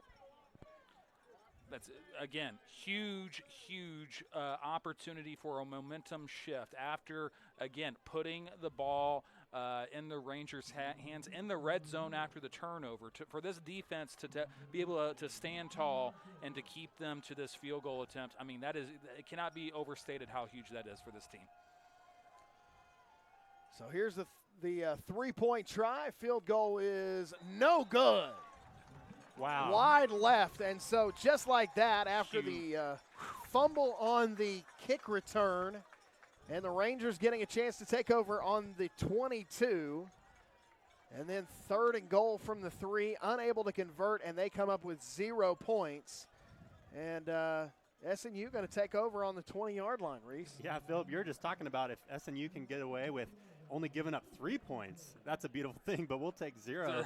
Every day. Every day. Every day. No, I mean, and you know, at this point, if you're the Southern Nazarene coaching staff, you have to look at your offense and say, hey, we're only down a touchdown. We fumbled the ball 3 times in a row, and we're only down a touchdown. Ladies and gentlemen, I mean, this game is not over, and we're able to survive those kind of haymakers. It's time to go ahead and take a break and kind of reset yourself for this drive. So down 28-21 with 4:45 to go. Porter is going to run right and pick up about 4 on first down. Good block by Turbyfield there with the lead. And so, man, you know, you imagine, you know, SNU dodging a couple of bullets on turnovers here in the second quarter. If they can go down and score and maybe take a tie into the locker room, you feel really good about where you're at. Yeah, feeling absolutely ecstatic about getting this into a tie into the locker room. So it's going to be Porter in the shotgun. Little fake left, and now he's going to take off.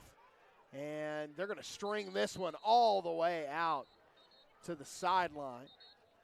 And he is going to be brought down around the 23-yard line by Emmett Spencer, the defensive lineman. Looks like Marcus Brent and Hunter Jones got their helmets tangled, and so the referee coming over there to untangle the face mask of Hunter Jones. We've had way too many plays involving face masks in this in this game here. That's just the strangest thing, man. That was you don't see that one every day. These guys getting their heads locked together. So 3rd down and 6 upcoming. 3:53 left to go here in the half. Need a 3rd down conversion here if you're the Crimson Storm, although only been getting those at about a 22% clip this season. Here's the snap. Quick throw over the middle, right at the sticks. And a nice play there. That's Brandon Perez with the reception, and that will be a Crimson Storm 1st down. Nice little route call right there. Huh? Yeah, Brandon Perez out of Lafayette, Texas, right next to the border. And he usually plays running back, but out there at the receiver position, great catch on the slant. And with Reed Roloffs out, a couple guys playing receiver who would normally be in the backfield.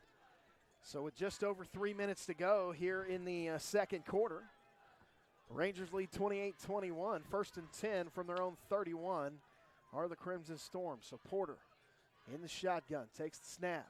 It's going to be play action. Dropping back, looking to take a shot. Wide open is Sanders, and Sanders going to get out to the left side and be down around the 40. There are flags in, though. Yeah, they're going to get Perez on a block in the back there at the end, unfortunately. Yeah, I mean, here's the good news. The block in the back, it's going to be a 10-yard penalty. It's going to bring it over to the Southern Nazarene 45-yard line. Still going to be enough for the 1st down, so it's not going to be a backbreaker. But anytime you lose 10 yards, I mean, this is what you've been talking about, kind of a 2 steps forward, 1 step back, and almost endemic of their season in general, as they've almost can't get out of their own way sometimes. And so, again, it's going to be on, I mean, the quarterback, Gabe Porter, to be able to look, get in the huddle and say, guys, we're okay. All right, let's not get out over our skis here and stay calm, because we still have plenty of time to be able to do something with this drive, and it's still going to be 1st and 10. Definitely.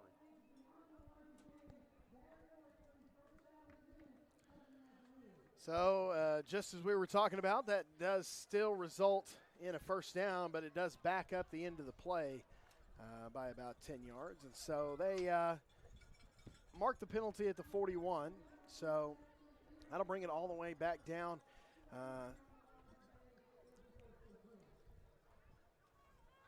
Bring that all the way to the 44. So they must have marked that at the they must have marked the penalty at the 46. Yeah. Love to see SNU take a vertical shot here, maybe with Dalton Sanders one-on-one.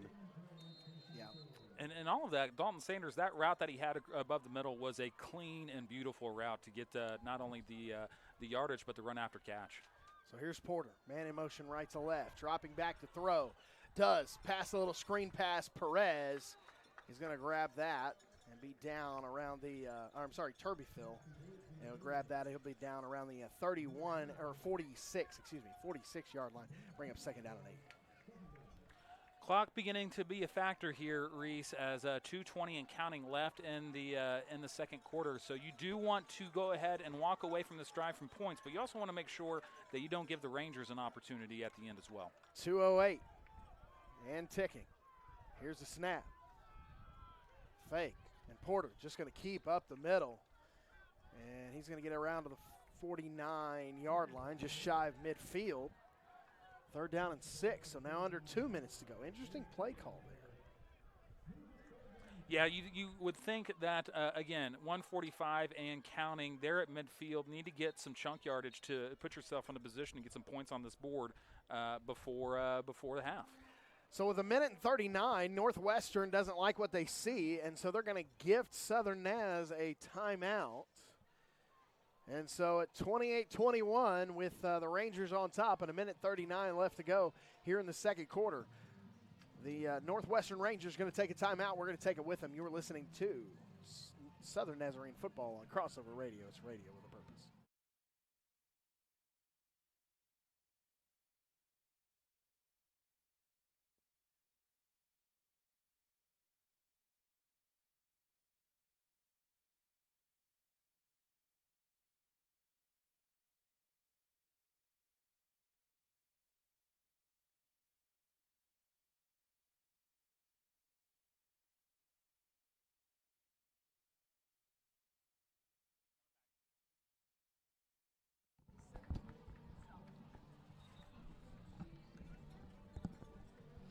Welcome back in, Southern Nazarene University football. 1:39 left to go here in the half. Rangers on top, 28-21 over the Crimson Storm here on homecoming day. You know, at the end, right there, you said it's a gift on the timeout. You got to think that maybe the Rangers defense is going to bank on a stop here and maybe try to get the ball back for this third down play. It's possible. Here's the snap. Quick throw, looking for Walker. Pass is incomplete. And so looks like they're going to send the punt unit on. I was going to say maybe decision time here for Andy Lambert. Interestingly enough, Lambert, is it typical that he doesn't wear a headset? Yeah, so this is the first year in Andy Lambert's 25-year coaching career where he's not the guy calling the plays. And so Dustin Hayda calling the plays offense coordinator. It's pretty interesting. So here's the snap. Reed going to punt this one away. Hits about the 20. Fielded cleanly there, but nicely covered by the Crimson Storm. And so down at the 20-yard line with exactly 90 seconds to go here in the half. Reese, if you're Northwestern, are you looking to punch one in for an exclamation point here? Yeah, I mean, they've had a lot of success through the air, throwing it vertically. So I think you take a couple shots and see if you can convert on at least one. Especially, they've had a lot of fortune with wide receiver Gavin Gardner, and so the big 6'5", 205-pound junior. See if they don't target him. So 1st and 10 for Northwestern here. A minute and a half left to go. They're up by 7 in the first half. So be Clarkson. Takes the snap, drops back. Flushed out of the pocket to the right and throws it underneath complete. That is going to be a gain of about 6 or 7 there to Stevens. Another one of those double numbers there for the old Rangers. Yeah, I mean, Steven, what a good route tree that they had. They had a couple 9 routes coming down the field to get that, and then Stevens kind of on the underneath, and a gain of 9 here on first down. Empty backfield. Clarkson going to throw out left, and it hits St. Jean in the hands, and he's unable to bring it in. So with 1:19, the clock will stop, and it'll bring up 3rd down and 2. You look to take a shot here or just pick up the first down and go quick? You know, first 2 plays, Garner was on the sideline. He checks in now at at the top of the field there, and so he's going to get one-on-one coverage with Jaquel Davis. A matchup that's been highlighted all day. They are going to hand it off up the middle and finding a crease, getting into the second level. It's Callion Baker out to the 40-yard line, so they do go with the halfback draw. But you're right, Garner, a guy to watch, is up top against Davis. Twins on either side, dropping back. And a pass is complete over to Edwards Jr. And Edwards Jr. going to be forced out of bounds, but not until he gets to about the 46-yard line. And so he'll stop the clock and pick up about 6. It'll bring up second down and 4, 57.7 left to go here in the first half. Starting to see the Rangers play with some tempo as they've been hurrying up to the line, especially after that that third down carry on the weak side to get the first. They hurried up to the line and are pressing their advantage here. So Clarkson in the shotgun, Baker to his right. Drops back, looking to throw over the middle. Pass is tipped up. And Stevens nearly was able to catch it, but behind him. But it falls harmlessly to the turf. So that'll bring up third down and 4 with 52 seconds to go here in the half. Dylan Bauer on the coverage there also had an opportunity on the tip ball. He's playing his man as he should be, but needs to have the wherewithal with the ball, because if he looks up a second later, he might have a pick and maybe even a pick 6. Third and 4. Trips right, Twins left. Clarkson in the backfield all alone. Drops back, looking to take a shot. He does, left side, and it is incomplete, but they are going to get Anthony Stevens the second on a pass interference call. I mean, and he just never looked back, did he? And that's the thing. If he looks back, Reese, that's not pass interference. I mean, that's just playing defense. How do you feel about it, Reese? I don't like that call. I mean, I think he played it well. Of course, the refs are instructed if the guy doesn't look back, then a lot of times that is a call, but there wasn't a ton of contact there. No, I mean that is it's all depending on who you're watching the game for today. If you're cheering on Northwestern, you really like that call. If you're cheering on Southern Nazarene, you don't like that call. And I get it. I mean, it's just one of those that kind of could go either way right there, for sure. Nevertheless, the guys in the zebra stripes decide that that is going to be a call, so they're gonna set Northwestern up on the SNU 49. Clarkson takes the snap, dropping back, looking to throw again. Pressure coming from his left side. He's just going to have to tuck it and take off, and he does pick up about 9 yards and get out of bounds around the 31-yard line, or right around the 30, really. So that'll bring up 2nd and 1 with 44 seconds. Man, the Rangers, with the aid of the penalty, managing this last minute and a half really well, running the 2-minute drill. Yeah, Clarkson doing a really great job as the backup quarterback, kind of managing this offense, taking what he can get through the air, but then also doing a great job scrambling, getting out of the pocket, getting yards, and then out of bounds. 2nd and 1 from the SNU 30, right side hash.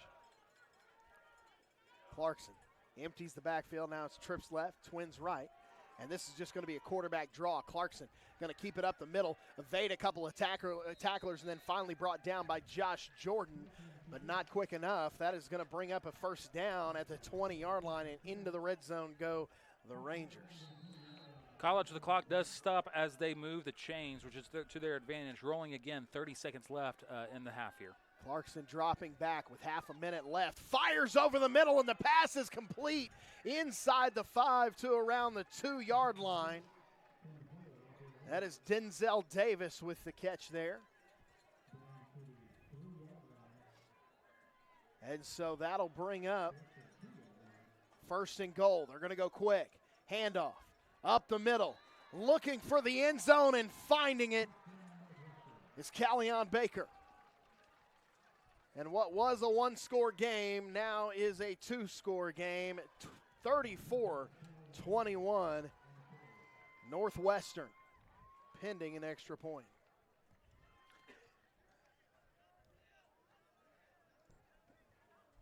I tell you what, guys, Tanner Clarkson has thrown the ball well today. Yeah, I mean, minus those 2 interceptions in the first quarter, he's really been almost flawless.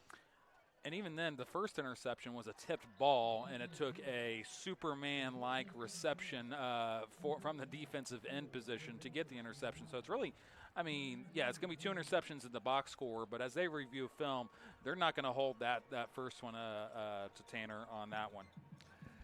So the extra point is good. 13.5 left to go here in the half. Rangers on top of your Crimson Storm, 35-21. You were listening to Crossover Radio Sports. It is sports with a purpose. We'll be right back after this.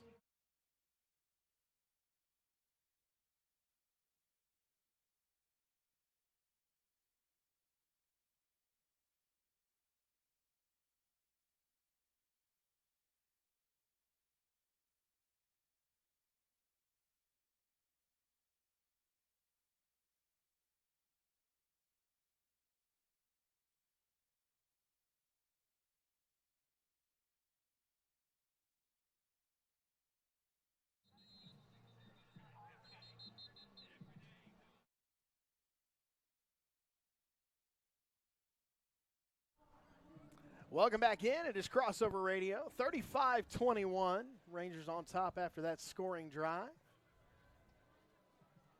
And 13 and a half left to go here in the second quarter. Big scoring drive there by Northwestern to pull ahead by 2 touchdowns. Here's the kick. It's going to be fielded by Davis. Davis going to try to come right side. He's got a couple of blockers.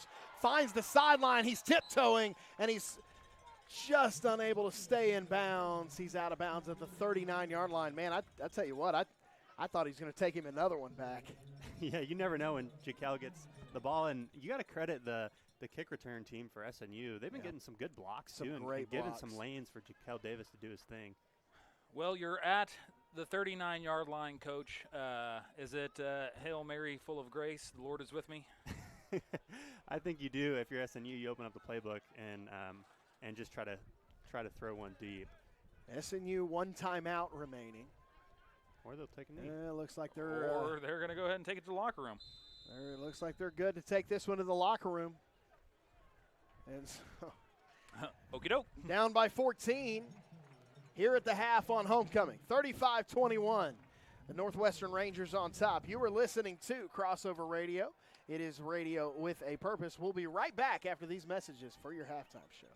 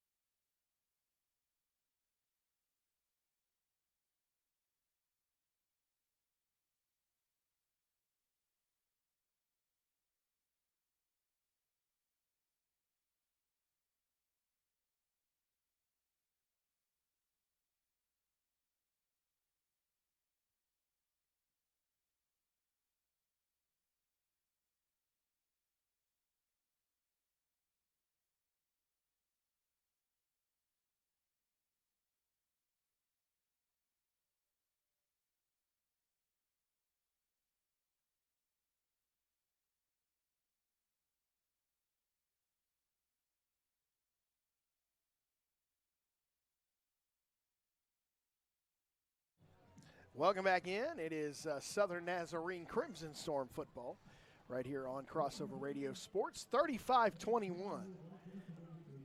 Northwestern leads here on homecoming day at SNU. And so, man, last week a ton of great action around the Great American Conference. And so we are going to go to the GAC Rewind, the Week 9 recap right here on Crossover Radio.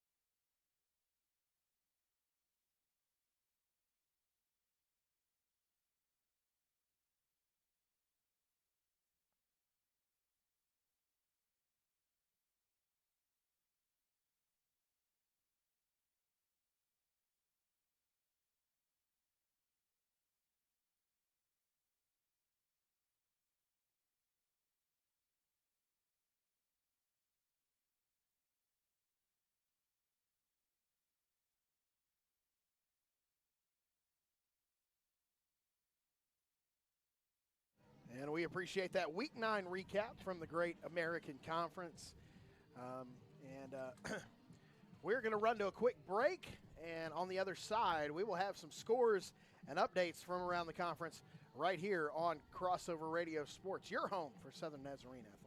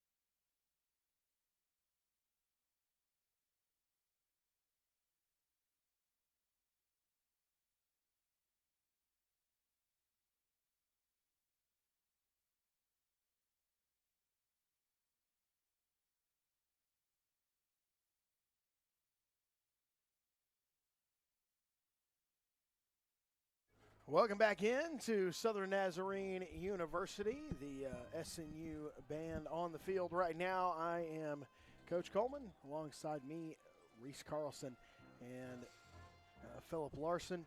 Guys, interesting first half. Kind of really a tale of two quarters, right, Reese, for this Crimson Storm football team. Yeah, definitely. And SNU, traditionally, they've played good in the first half. Their issue has been coming out of halftime, playing a complete game, and especially in the third quarter. I mean, they played Ouachita Baptist a few weeks ago at home on a Thursday night, and they totaled -3 yards in the third quarter. And that's a little bit of an outlier, but the third quarter has just been traditionally very difficult for SNU to come out and do anything on the offensive side of the ball. So, yeah, definitely a tale of two quarters, but hopefully we're looking for more of the first quarter to play into the third and fourth. Well, absolutely. I mean, obviously the big the big kick return by Jaquel Davis, a big boost. Nate Walker there early, getting a lot of touches and having a lot of success. But really, we talk about that second quarter, guys. It's the turnovers. It was fumble after fumble. I think they fumbled on 3 straight plays. 3 consecutive touches. It was the wide receiver fumble right there on the fourth down play. It was a kickoff return that got fumbled, and then Nate Walker had the fumble on that very next carry. And so honestly, on one hand, yes, it is a tale of two quarters, the best of times and worst of times. But on the other hand, based on that and how everything kind of went wrong all at once, the Crimson Storm should feel good about only being down 2 touchdowns going into the third quarter, because it could be much, much worse based on the fact that they turned the ball over so much. Yeah, when you look at the turnovers, you think SNU should not even be in this game. Right. I mean, so the fact they're down by 2 scores is actually a pretty good thing. SNU should hang their heads high. Seem to be performing pretty well. I mean, as far as, offensively, other than the turnovers, 3 scores here in the first half. I mean, it's all you would want and then some. Just obviously got bit by the turnover bug. And then that score late, with 90 seconds left, that's really where you want your defense to stand up. Do you think that's an issue for how much the defense had been on the field there in the second quarter? Oh, certainly. I mean, SNU's offense is really asking the defense to do a lot, especially with those turnovers. But Phil, you talked about it. Northwestern doing a great job of calling that timeout when SNU had the ball. And then we looked at the score, and by the time they scored, there was only 12 seconds left. So if they don't call that timeout, it could be a tale of a different score, and it could be just a one-score game. So great clock management, too, by Northwestern. Yeah. Sometimes you just got to backhand the Wasps in here. Yeah, absolutely. and that's the thing is that Southern Nazarene University kind of needs to backhand that negativity that was coming out of the second quarter. And honestly, at this point, I mean, you have to think, this season, I mean, look, we've all talked about it. It's not going as, according to plan. And so at some point, you have to look at this offense. I'm actually curious. I mean, that big return with 12 seconds left on the kickoff after the Ranger touchdown. Why let it all hang out, man? You're at the 40. Pull out something, even something exotic. I mean, a hook and ladder, a Hail Mary, any kind of just offensive play. Because what are you going to lose? I mean, it's homecoming. You got the home crowd with you. If you take a chance and it doesn't work out, nobody's going to barbecue you for that. I mean, and so that's kind of what I'm looking for in this second half is, does the Crimson Storm offense start to show something that they haven't shown before this season, and maybe press push the ball down the field with some moderate to even vertical passing game plays? I think we'll be crossing our fingers and hoping for a long time. We're thinking SNU is going to just start airing it out, and I think they just want to stick to their DNA. And for them, that means we're gonna run the ball, 70% of the time. We're gonna throw bubble. We're gonna run screens, and then we'll throw the occasional slant route. And so, I would hope that if they get into a scenario where they're down by a couple scores late in the game, they're gonna need to start throwing the ball vertically, right? I mean, But you even see, I mean, Dalton Sanders, that last offensive possession that they had right before the clock management when the Rangers got on the ball and went up 2 scores. I mean, you had a beautiful little crossing route. It was about a 15-yard through the air pass. But, I mean, you gave Dalton Sanders an opportunity to make a play. He does get another 20 yards on the run after catch. Yes, the 10 of that is negated by the penalty, but you're still set up at midfield. You still saw that some really good things were happening with that. I think for the Crimson Storm, you know, their DNA is, hey, 3 yards in a cloud of dust. I get that, but when you're down 2 scores, man, that's really hard to overcome if you're going to, you know, completely commit to just we're going to run the ball, Lord willing and the creek don't rise kind of deal. And that's also part of, I think, what you're talking about, where the third quarter struggles is when they get into the locker room and said, hey, this is like Novocaine, we're just going to give it time and it's always going to work. Well, those halftime adjustments are being made on the other side, and we are seeing that with those third quarter struggles, that the other side is teeing off and selling out to stop the run, and Southern Nazarene isn't adjusting to what they're doing. yeah, that's a great point, and it'll be really interesting to see what SNU's approach is offensively. I mean, throughout the course of the season, it really has been. It seems like, you know, no matter what the score, sure, we might throw it, you know, a couple more times, but we're not going to go all out, you know, vertical air raid, and that's just not the DNA like we talked about. But it will be interesting to see if they don't try to throw it a little more than And I don't think you need to go change your complete identity and go, you know, Patrick Mahomes, you know, air raid, West Coast offense style and throw it 70% of the time. But, I mean, then again, the definition of insanity is doing the same thing over and over, expecting different results.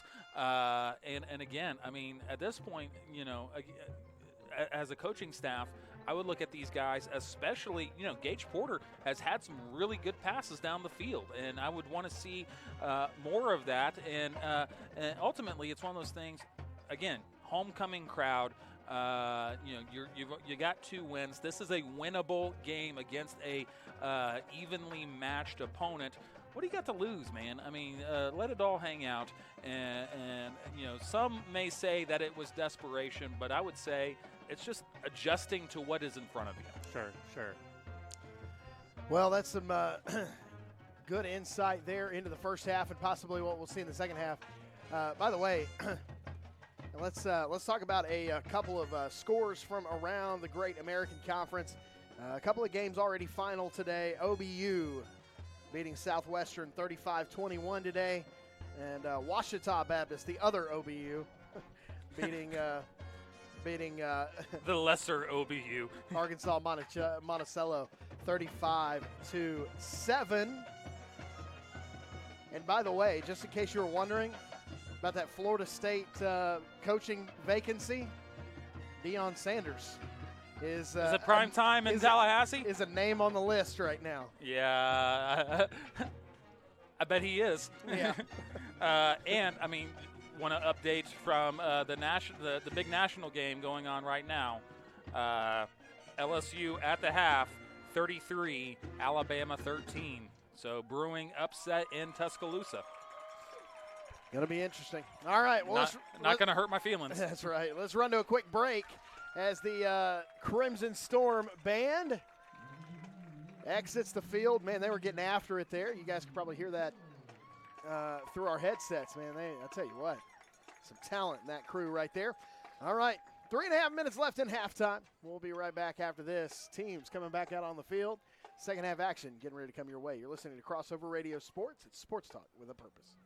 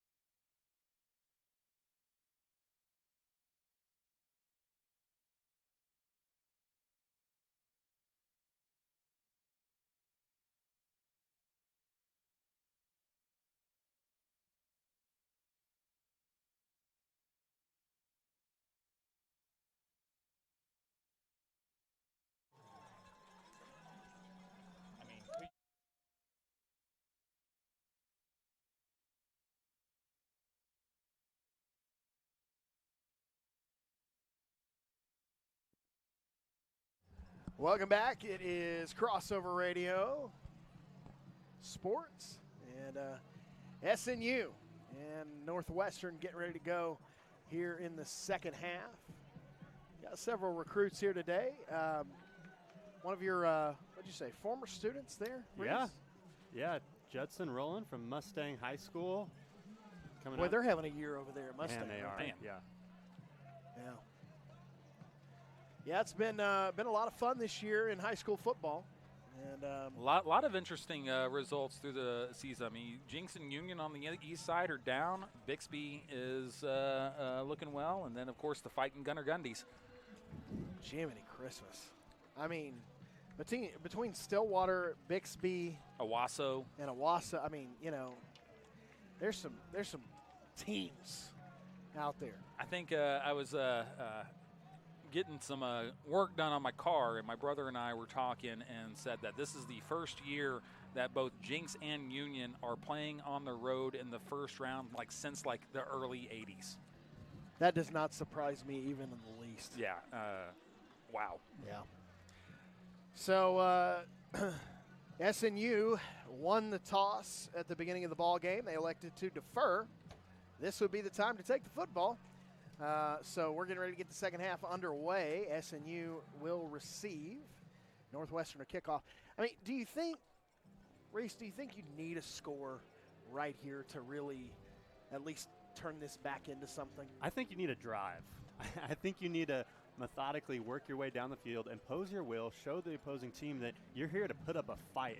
And that doesn't necessarily, of course we want that to equate to the scoreboard.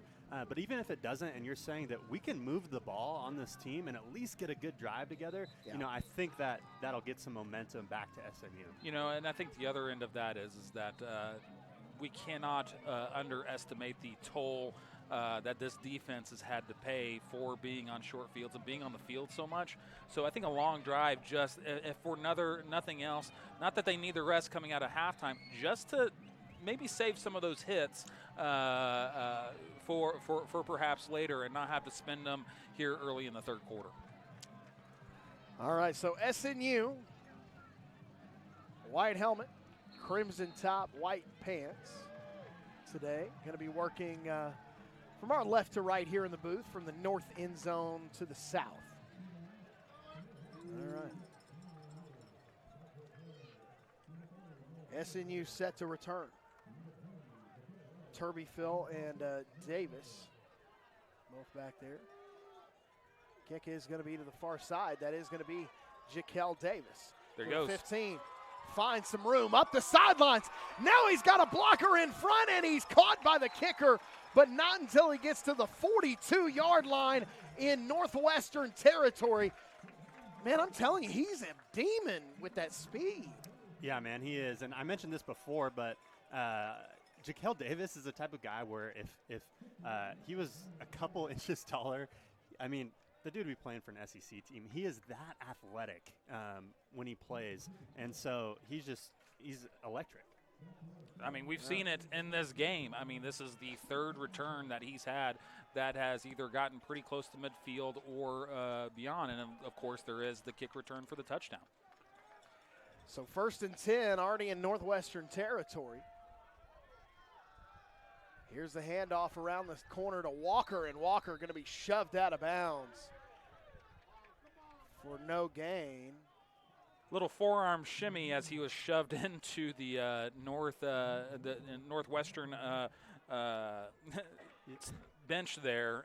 That went uncalled, and some consternation on the Southern Nazarene bleachers. Well, nevertheless, Porter will set up in the shotgun. 3 backs in the backfield with him.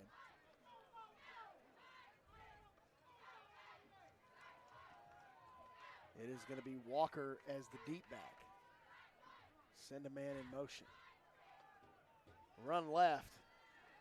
We're going to run that little speed sweep with Brandon Perez. Yeah, there's a flag on this play, though, Jeremy, right around the area where it looks like it might be holding on the Crimson Storm.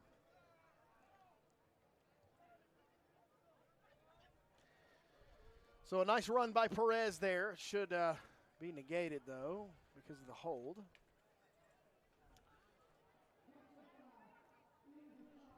Oh, no, they're going to get somebody for a chop block there. So they're going to back that up 15 yards. That's worse than a hold. Yeah, SNU's actually got that chop block called on them illegally 2 or 3 times this season. And for a team that really lives or dies by the chop block, because if you don't get those blocks in the perimeter, you're just not going to create room for the ball carrier. That penalty has been detrimental to the SNU offense. So 2nd down and 25 now. Not the kind of position you want to be in.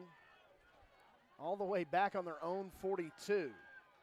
Porter going to keep up the middle and pick up about 3. That's exactly kind of what you're talking about right there.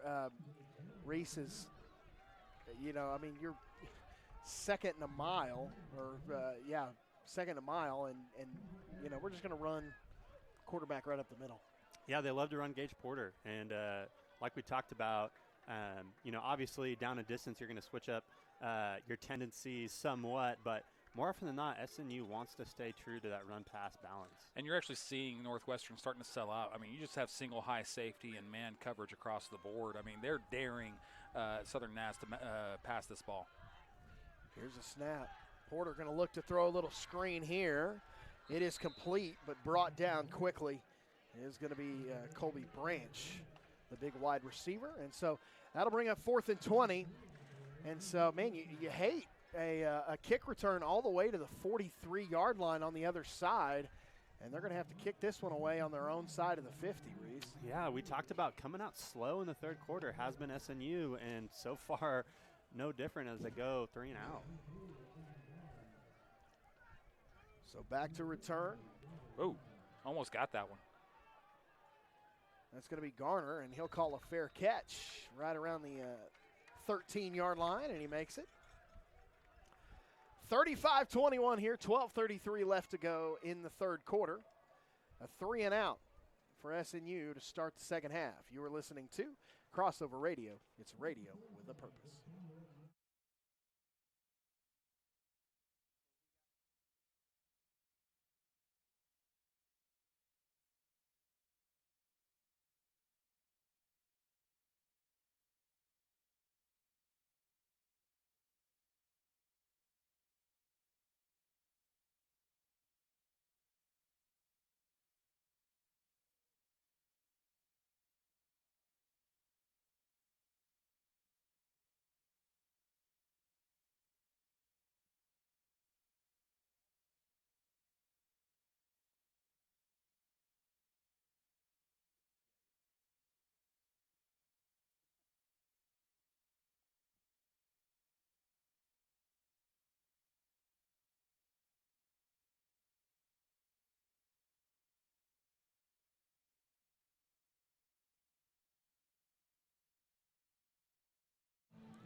Welcome back in Southern Nazarene University football.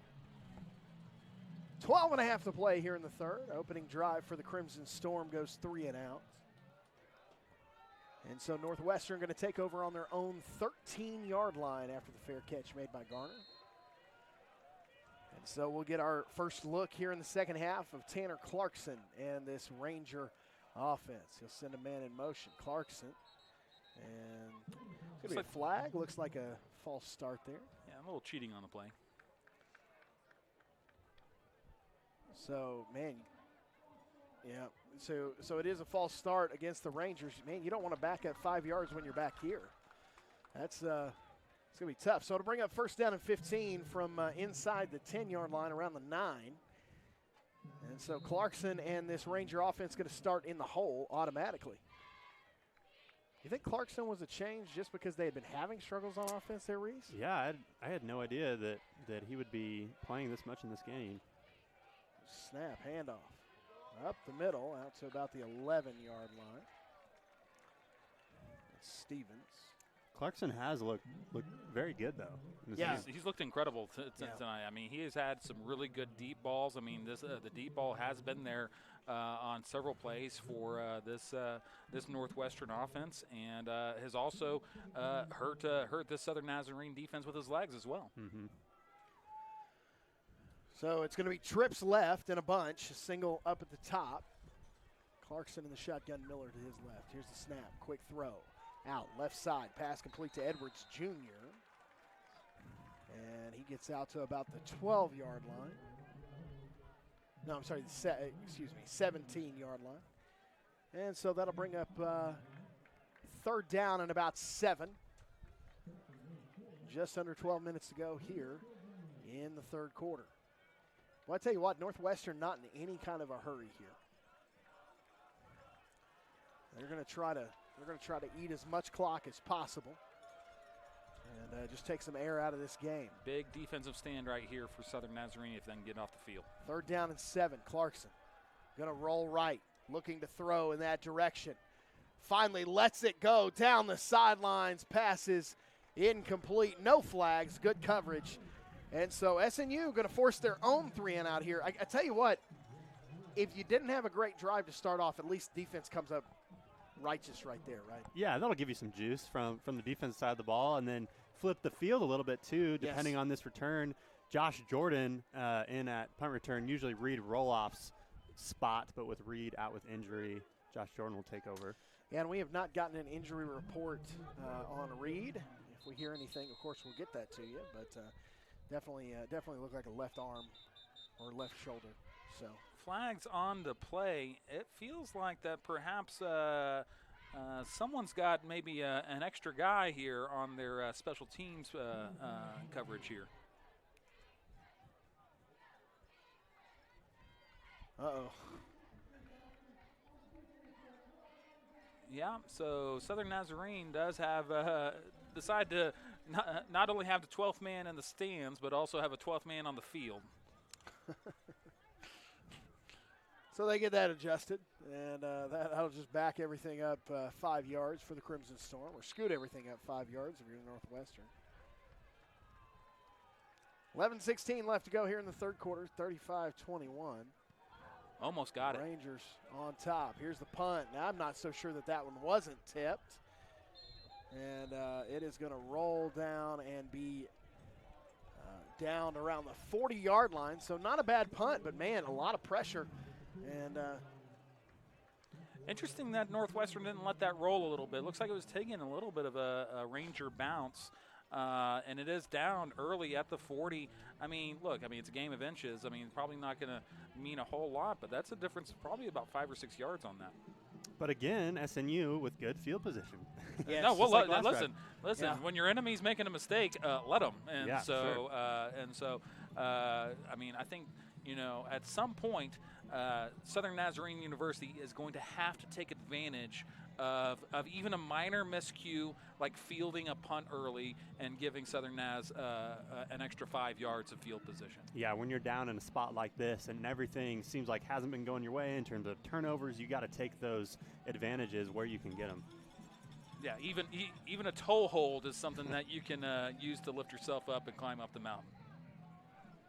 so first down and 10 from their own 40, working left side hash, is going to be Porter and this SNU offense. Trips left, tight end on the right side. Here's a snap. Going to be a handoff. Walker, left side, finds a little room along the sidelines. He'll pick up about 4 on first down. 2nd and 6 upcoming for the Crimson Storm.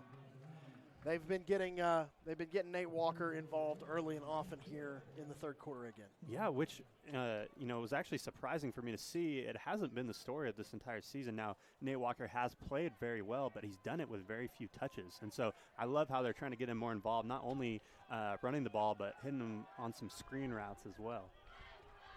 Walker does enter in the slot up on the far side. Here's the snap, and they're looking that side. Pass is complete. That to Dalton Sanders, good enough for a first down. And now SNU, maybe a little bit of momentum here on this drive. So 1st and 10 upcoming on the 49-yard line of the Rangers. And Reese, that's exactly what we're talking about, kind of leading up into this half. It doesn't necessarily need to go, Patrick Mahomes deep bombs or something like that, but just those little 8-yard out patterns is giving Northwestern another look. So Porter sends a man in motion. It's going to be handoff.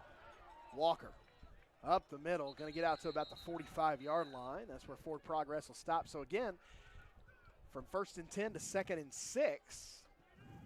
And a couple of nice first down runs there by Nate Walker. Yeah, and Nate Walker, really neat to watch him. I mean, that was just a patient run meant to hit outside. And Nate Walker is a kid who played in the Wishbone and a small school in Houston, Texas, and he's used to just taking his speed and running outside. So it's been a beautiful thing to see him develop into a back who can patiently put his foot in the ground and get vertical instead of always wanting to bounce everything outside. Yeah. All right, 2nd and 6 upcoming from the Ranger 45. Going to run the speed option right. Pitch to Walker, kind of behind him. Walker makes a nice adjustment and takes that one out to the 41. Man, I tell you what, that could have been disaster. But not only is he showing some improvement, obviously, in his vertical running, but clearly just some athleticism right there from Nate. Yeah, that's exactly right. That could have ended in total disaster, as he had to do a little spinorama to to receive that option pitch, and also have the wherewithal to keep his legs moving downfield to continue to get positive yardage to set up this 3rd and short. 8:45 to go here in the 3rd quarter. Going to fake to Walker. Porter going to keep up the gut, and nice little read option there by Gage Porter. And so that'll be good enough for a first down to about the 38-yard line. 8.5 to go. You like the read option there, Reese? You know, it's such a strong part of SNU's offense. They're going to want to run power. They want to pull multiple guys and then give Gage Porter the chance to just use his athleticism and make a play. And that's something that this offense is built around, and we've certainly seen it run a lot today. 8 minutes left to go here in the 3rd quarter. Rangers up by 14, but SNU driving. Looking to throw. Porter going to roll left and throw back across his body into traffic. He's lucky that one was just broken up. Man, I tell you what, he threw into a pile. Yeah, and that's Gage Porter coming out of high school, doing scout team stuff for SNU. He's a gunslinger, and he's a player, and he just wants to go make plays. And Coach Lambert's kind of had to rein him back in a little bit and get him to throw more balls like that away. And for the most part this season, he has done a really good job of taking better care of the football, but got away with one there. Yeah, say the least. Man in motion, right to left, handoff. Walker going to bounce this one outside. He gets a block and then turns on a little bit of speed down inside the 35 to about the 34-yard line. That'll bring up 3rd down and about 6. Walker clapping his hands knowing that he missed one. If he makes one more move, makes one more guy miss, we may be talking about a house call. So, I mean, credit the run there as he got some pretty good positive yardage. Almost broke it. Feels like he might just have one more in him that he might take to the house. Treps left, single right. Porter dropping back, looking to throw. Now he's just going to tuck and keep it himself up the middle to about the 30. Decision time. It is decision time. What do you do here, boys? I think you need to go for it. I mean, SNU, they have momentum. They haven't been great offensively, and right now is a big spot. You've been able to move the ball, so why not continue that here in 4th? Absolutely, and the key to this is that it's 4th and manageable. It's 4th and 2. The run game right now, whether it be Porter or the running back, Walker has gotten the yards that you need. Just under 7 to go, 35-21. Rangers on top. Porter going to keep, and he's going to be tripped up around the 30, and that is not going to be enough. That'll be turnover on downs, and there is a Crimson Storm player slow to get up here.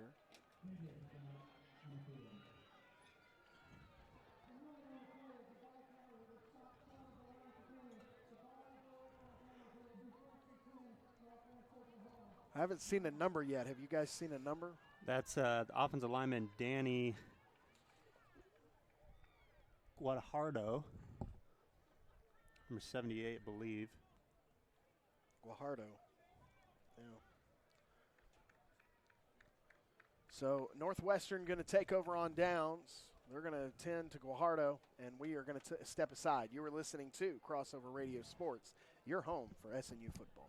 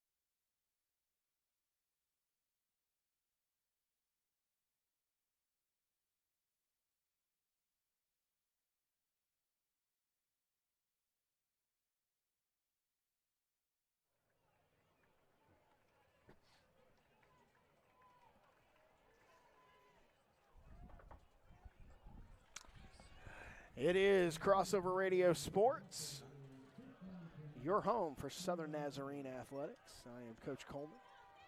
Alongside me, Reese Carlson and Philip Larson. All right, 6:45 to go. Turnover on downs. Quick swing pass out to Miller here on first down for the Rangers. And about a 7-yard pickup there. They are keeping it moving. So that'll bring up second down and 4. Good pursuit there by Jake Hansen, the backside middle linebacker, getting all the way over to make the tackle solo after getting about 6.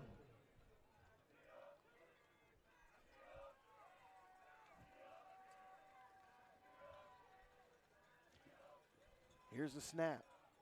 Going to be a little flea flicker. Back to Clarkson. Clarkson going to take a shot down the field, and he is well covered. Yeah, this is exactly what we were talking about on that defensive pass interference in the first half.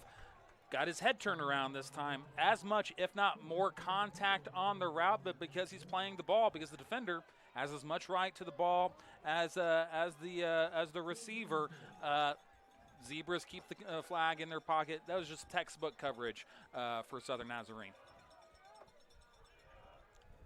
35-21, 6 minutes left to go here in the third.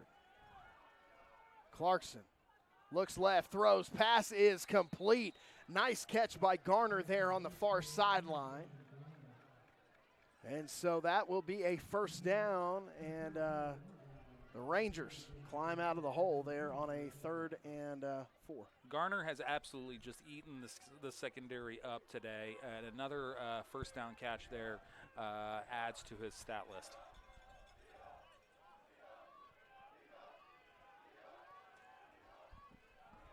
So the Rangers check the sidelines for the play call.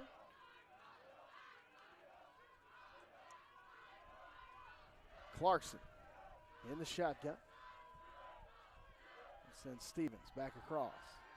Dropping back, looking to throw again, taking another deep shot down the field to Garner, and he just overthrows him. That time, Davis was stride for stride with Garner. And, man, they're not afraid to try it downfield. That's 2 out of the last 3. Yeah, and Clarkson, I mean, just another really good ball. I knew he overthrew him a little bit, but good air underneath it, and it gave his receiver, at least a shot. It was a pretty good thrown ball, even though it was overthrown. And Davis, stride for stride, but, I mean, Garner was able to kind of do like a little box out like he's a power forward, so it's either going to be Garner's ball or nobody's. Empty backfield now. Quick throw, and Davis nearly jumps that route.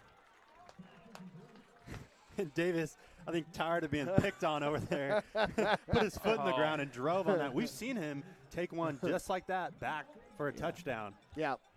Oh, man, yeah, and everyone was headed the other way. Davis could have done cartwheels. He could have moonwalked. He could have done anything if he comes out with that interception and take it to the house. 5:11 left to go here in the third. Rangers up 35-21. Big 3rd and 10 here for the Crimson Storm. Need a stop. Clarkson going to drop back to throw. Now he's being pressured, and he's sacked.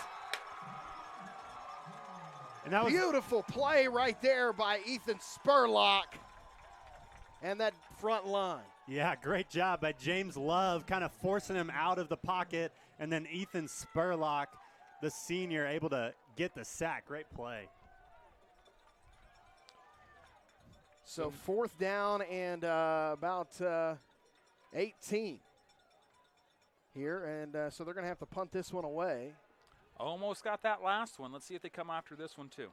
Josh Jordan stands about the 15-yard line. Working from the far right side hash. Here's the snap, a little wobbly. This kick is on its way, end over end, and it is going to go out of bounds. They're going to mark that one at the 27-yard line, 28-yard line. So with 4:12 left to go here in the third quarter, Rangers still on top 35-21. SNU will have the football when we come back. You're listening to Crossover Radio. It's radio with a purpose.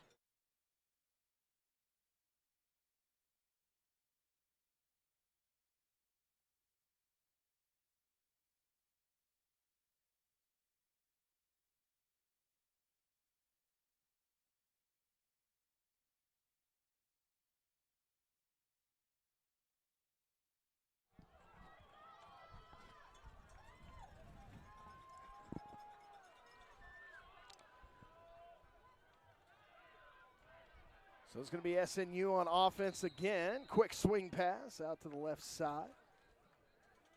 That's going to be Hooper with the reception. Going to get out to about the 33-yard line. Bring up 2nd down and 5. Yeah, Hooper been pretty quiet the whole day, and he's one of the probably most effective deep threats that SNU has. A bigger receiver who can really run, and that's kind of the first time we've seen him with the ball in his hands today. Just under 4 minutes to go here. Nearing 3.5, really.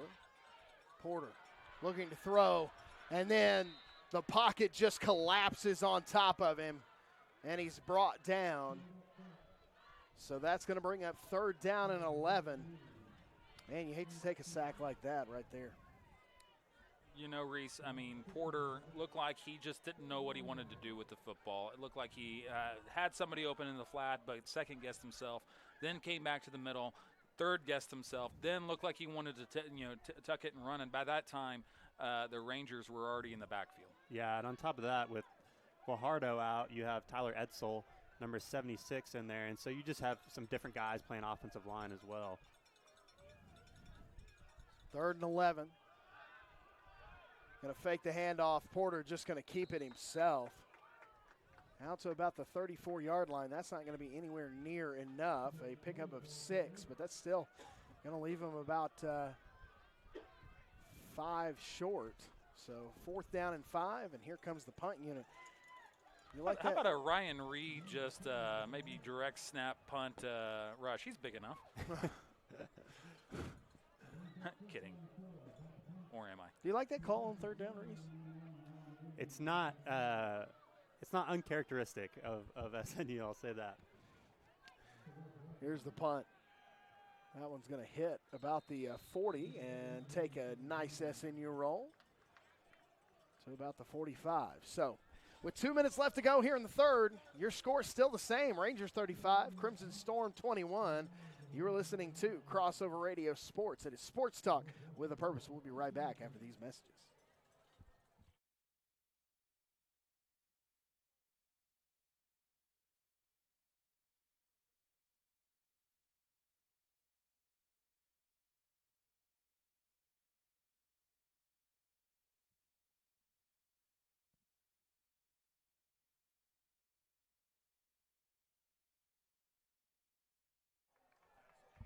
Mics are hot.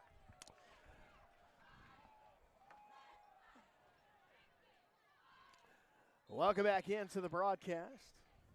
Clarkson keeps on 1st down, and he'll take that one out to about the 41-yard line. So that'll bring up second down and 5. Nice run there by Clarkson.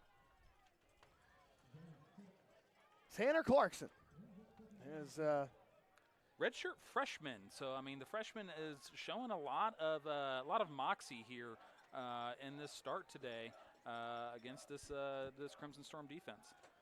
Clarkson, swing pass, outright.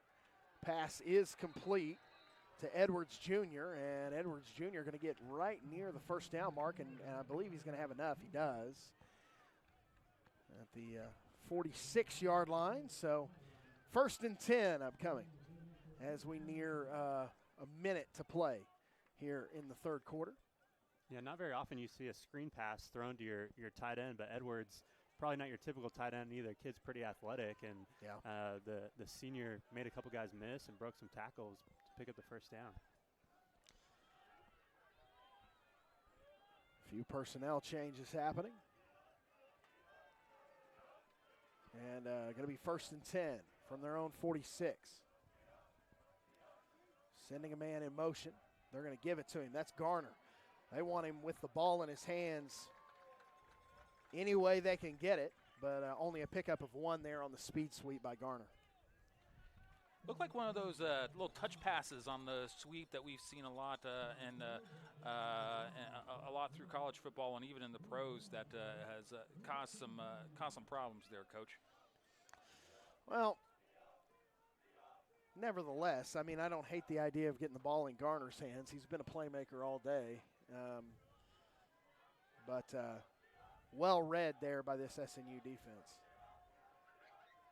Second down and 9 upcoming. Clarkson, quick swing pass out right side, and the turf monster rises up and is going to pull that receiver down. That was Baker with the reception, but he stumbles over his own feet. He'll lose the yard that Garner picked up, and we've got a timeout on the field. So third down and 10 upcoming on the other side of the break. Into the third quarter. Thank you. Into the third quarter. We've got a timeout on the field. We'll be back. 35-21. Rangers on top. We'll be right back after this.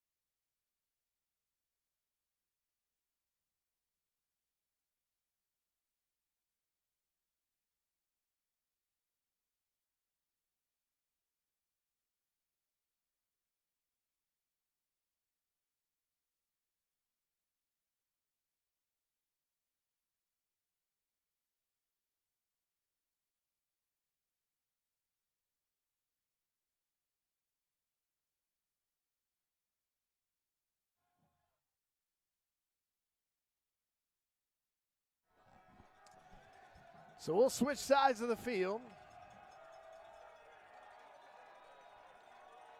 And it's going to be third down and 10 for the Rangers. With a 14-point lead. SNU needs a stop badly here. Here's a snap. Clarkson looking to throw. Finds a soft spot in the zone, but he just overthrows Stevens. I tell you what, that one was there. Yeah, it was actually a really good throw. Yeah. The only hitch that I've seen in Tanner Clarkson's game to this point is that his delivery is a little bit elongated, and it takes a little bit for him to wind up. If he can shorten up his delivery, man, he's going to be a problem. And again, he's only a redshirt freshman, and so he might have a future in this conference. So, nevertheless, it is going to be a punt again on fourth down for the Rangers. This one's going to hit about the 30. Jordan going to scoop that one up and try it. And brought down immediately around the 19-yard line. So, man, that's That's a dangerous spot to try to pick that one up. But I guess, it beats letting it roll through maybe. Yeah, and we've seen that's some Reed roll-offs really loves to do, and he's pretty secure with it too. Josh Jordan a little less experienced doing it, but we've seen some guys make plays off of that. But, yeah, it's certainly a risky play. Makes you nervous. Yeah. There's no doubt about it. So SNU going to take over on the 19-yard line, their own 19. And, guys, let's just throw it out there. I mean, we started the fourth quarter. That third quarter, went very fast, which also means that the clock now has to be considered a factor.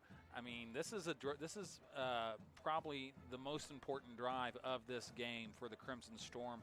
I think at this point, moral victories in this drive are not enough. I think you're going to have to put some points on the board. Yeah, Philip, I was thinking the same thing. SNU needs to put something together. They might need to be a little more multiple and diverse than we've seen them be, at least in this third quarter. And it's been there. It's been there for Dalton Sanders. We've seen him make some pretty decent plays to move the sticks. And it's been there for Nate Walker coming out of the slot. Getting the ball in his hands with space has been a pretty good combination as well. So a scoreless third quarter. We went into the locker room with a 35-21 score, and we come out of the third quarter with the same score. 14:48 left to go here in the contest. Rangers on top by 14. Porter in this offense going to have to do something to get back in it. Here's the snap. Play action. Porter drops back, looking to throw. Now he's finally flushed out, and he's just going to tuck it and take off. Listen, that offensive line gave him plenty of time. Good coverage downfield, though. Yeah, definitely. And Gage Porter's a guy, a lot of people say he actually throws more accurately when he's outside the pocket running around, and he's most comfortable doing that. So even though he gets a good pocket, he likes to spin out, get on the run, and try to make a play. And that's exactly what he did, because he turned into a potential sack because he had the pressure coming down on him to a gain of about 7. 2nd and 4 upcoming. 21-35 is your score. Porter takes the snap. Quick swing pass. Out left side. Finding a little space along the sidelines. Brought down around the 30. That's Vance Hooper again with a reception. That's a couple of receptions here by Hooper in the last couple of drives. Yeah, and Nate Walker, good cut block. Wasn't able to actually get the guy on the ground, though. So the same guy Nate Walker goes out and cuts, is able to get up fast and make the play. But love seeing Vance Hooper getting more involved as the game goes on. Well, most importantly on that play, you get the first down. And so this is a methodical, live to fight another day series that we're looking at for Southern Mass. First down and 10 from their own 29. Run speed option. Porter just going to keep that one up the gut and get out to about the 32-yard line instead of pitching to Walker, who was the option man. We've seen that play have some success, especially if Porter can deliver the pitch on time and on target to give Walker a chance to deliver some extra yardage, but wisely keeps it because the option man was covered. So here's Porter, twins on either side, takes the snap, looking to throw quick left, and does. That pass is complete. Nice grab there by Dalton Sanders on the far side around the 36, so that'll bring up 3rd down and 3. Dalton Sanders has been running some really clean routes today. That is another one and another opportunity. He lays out to get the grab and gets to 3rd and manageable, and gives his team a chance to continue to march down this field. 12:50 left to go. He's got one-on-one right here. Here in the 3rd. Down by 2 scores. Here's a snap. Porter just going to keep around the right side. Then he finds some room. He turns on the Jets, and he's forced out of bounds, but not until he gets into Ranger territory around the 34-yard line. Now, that's something that we have not seen in a while, and maybe it's just because of the length of plays, but Gage Porter with some speed there up the sideline. Yeah, definitely. When he gets out into the open field, he can blow by guys. He's deceptively fast for his size, and right there, he decides to keep it and inserts right away. It wasn't a slow developing play. I mean, he took it, put his foot in the ground, and he was off. I've noticed this a couple times. With his off-ball hand, he takes the guard that's pulling and javelins them then into the linebacker to create another seam.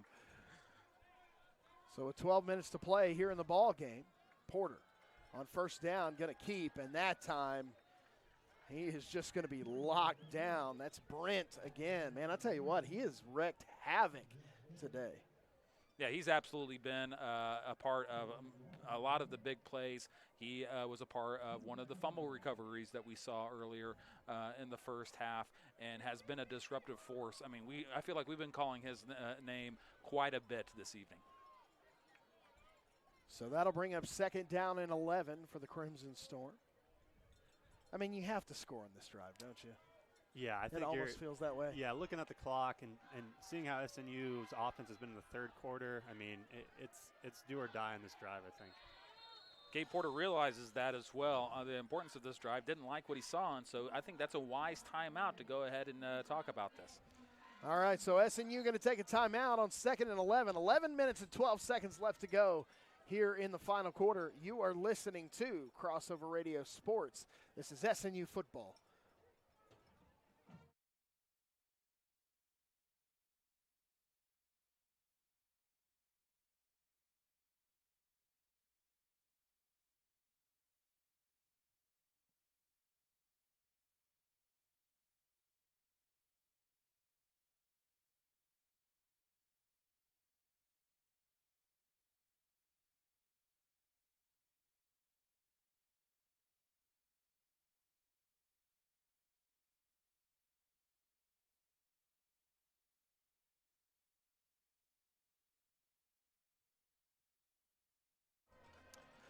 Welcome back in, SNU football on Crossover Radio Sports. 11 minutes and 12 seconds to go here in the contest. Rangers up 35-21, but SNU driving to cut into that lead. Second down and 11 from the Ranger 35. Porter sends Hooper in motion. Now he's going to hand it off straight up the middle. That's Nate Walker. Walker going to pick up about 3 on that play. That'll bring up third down and a long 8. Yeah, there's a crease there, too. It seems like he just got tripped up a little bit. He saw the daylight. Great job of seeing the gap and hitting it. Just like the sideline's undefeated, so is the turf monster. I don't know if it's undefeated. It just rises up whenever it wants. It just makes odd decisions at weird times. So that'll bring up third down and, let's call it 9. Twins right, Hooper left, but they send Hooper in motion. Dropping back to throw. They're going to get it in Walker's hands off the pass, and that is going to be complete and good enough for a first down at around the 21-yard line. Nice little slant route to Nate Walker. Yeah, you never see Nate Walker run a slant across the middle. You see him run vertical or do a bubble, but there, Nate Walker, the little slot receiver, becoming a possession guy. 5'7", 160. He's running a slant across the middle. I feel like that's a dangerous proposition for him. So first down and 10. New set of downs exactly when you need it. Porter going to hand to Hooper. Hooper around the corner, going to get down to about the 14-yard line. Nice run there on first down by Vance Hooper. Gage Porter on the fake, fakes me, and fakes the defensive end because he does take a little bit of a shot after the handoff there. So good job selling the fake on that read option. Second down and 3 upcoming. 9.5 to go here in the ball game. Crimson Storm banging on the door. Trying to score their first touchdown, really, I think since the first quarter, right? Here's a snap. Quick throw out to Walker. And Sanders had missed a block. And they just blew that one up. It's going to bring up third down and a long 11. Yeah, that's not a good feeling as a receiver. Well, obviously not a good feeling if you're Nate, but it's almost worse if you're Dalton Sanders and you're standing in the backfield just looking over at your guy who just got laid out and you know it's your fault. And you almost want Gage Porter saw that developing as soon as the ball left his hands. It's almost like you wanted to yo-yo that one back. So Porter going to drop back here on third down. Pass is complete. I think he's got Hooper again. That's going to be close. They may look at this one. I think he's got it, man. That's going to depend on the spot. So it's going to be around the 12-yard line, and they're going to call it fourth down.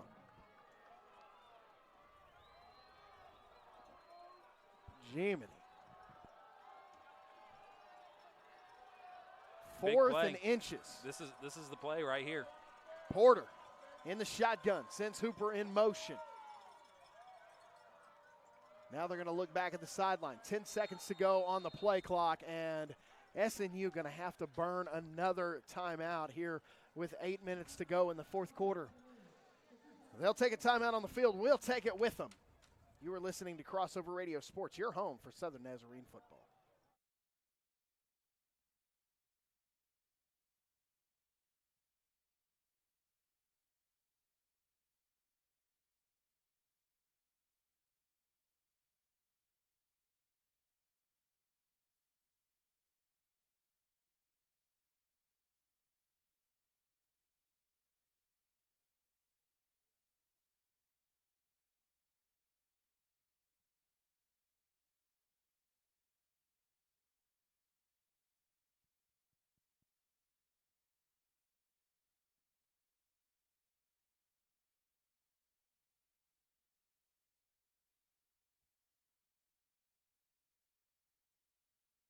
Welcome back in. It is Crossover Radio Sports, your home for Putnam City Athletics and Southern Nazarene Athletics. 8 minutes and 2 seconds left to go here in the fourth quarter. SNU down by 14, 35-21. And they face a fourth and inches from the Ranger 12-yard line.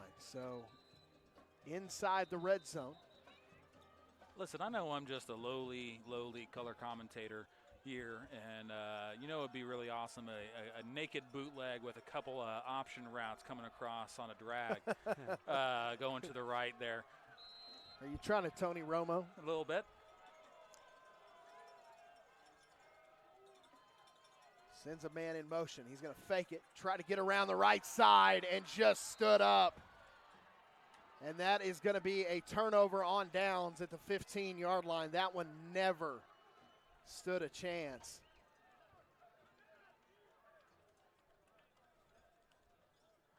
Ouch.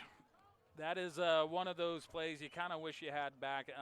Again, I mean, look, you got to give your guys outs. And that was one where you were looking at Porter and said, I need you to beat three guys. Did not work well. So the Rangers take over on first down with exactly 8 minutes left to go in the contest.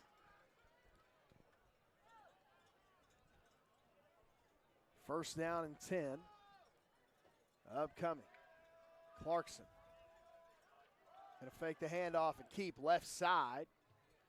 And he will pick up a nice chunk of yards there on first down out to about the 22-yard line. Bring up second down and 3 for the Rangers.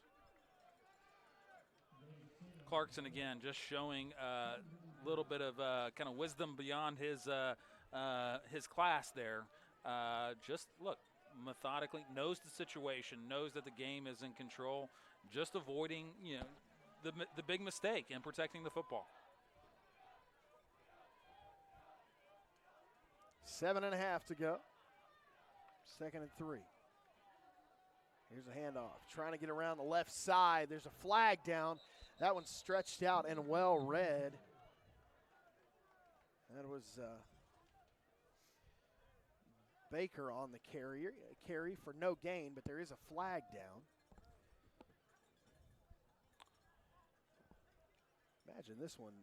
This is going to be a hold, and there is going to be a conversation. So you're looking at the option of either second and about 12 or third and about 3. Oh, you got to take the second down. You got to take, and that's what they're going to do to hopefully get a couple stops and get the ball back, because now the clock is absolutely working against you being down 2 scores. And that's exactly what they'll do on the hold call. 2nd down and 12 upcoming. 35-21. Rangers still on top here. 7 minutes, 10 seconds left to go. Clock continuing to move. Rangers in no hurry. Clarkson in the shotgun. Here's the snap. Going to be a handoff. Baker up the middle. Baker slips one tackle and finally stumbles forward and drops about the 19-yard line. So that'll bring up 3rd down and about 6. The SNU defense continuing to answer the bell time after time here in the second half. Can they do it again, Reese? Man, they have been showing up big, giving their offense a chance, man, and a great read by Jake Hansen making that tackle. But, gosh, asking them to do it again here on 3rd down. One more time and to give this team a chance to make a frantic comeback. 6 minutes left. Clarkson in the shotgun. Got Baker to his right. Here's the snap. Clarkson, play action pass.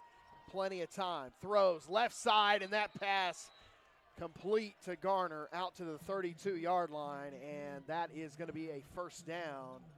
Wow. Great ball. Yeah, I mean, there's nothing you can do about that. I mean, that was just a great route, great ball. I mean, receiver beats double coverage on the out pattern, and Clarkson puts it on the money. Yeah. You can't be mad. You can't be mad at that, but you can be disappointed.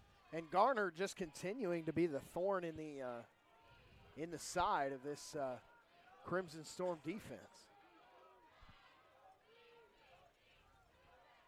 Now you imagine they're going to try to run it a little bit, and they do. Fake to Baker.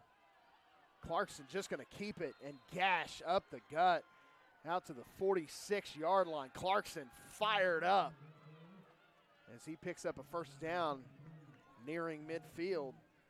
5 minutes, 20 seconds to go here in this homecoming contest.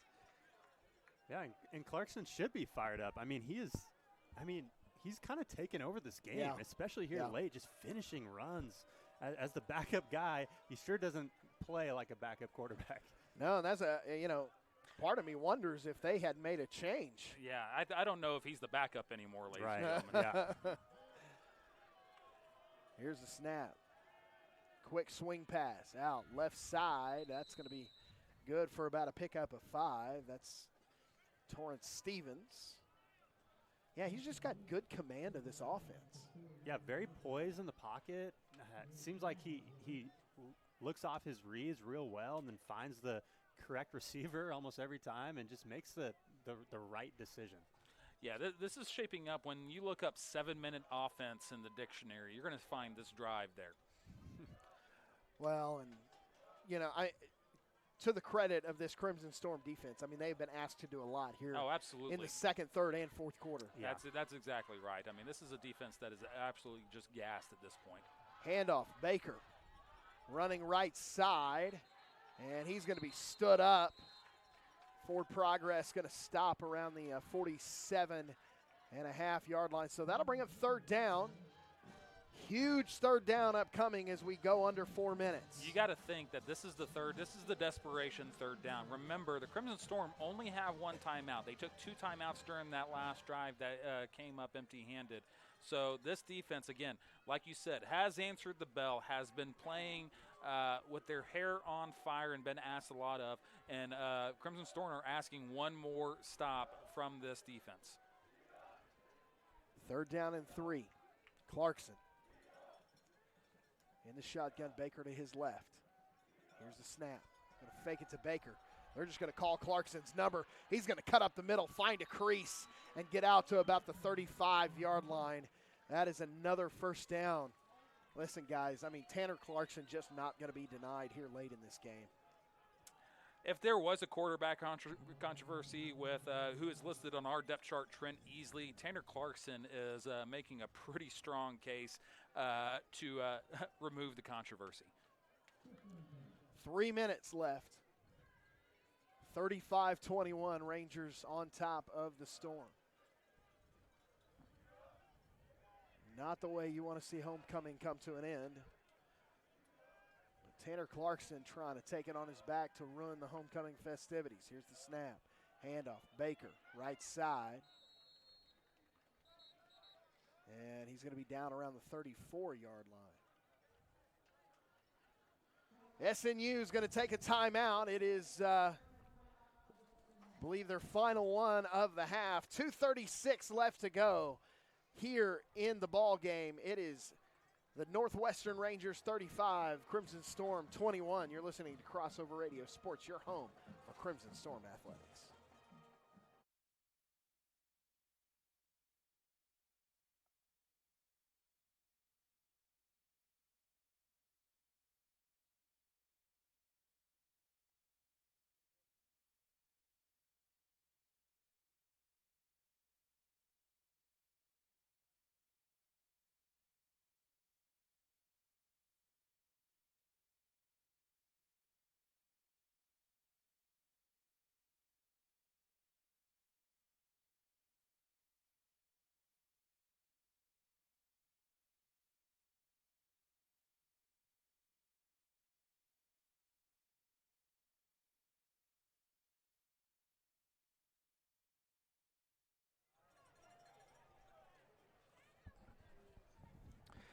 Welcome back in.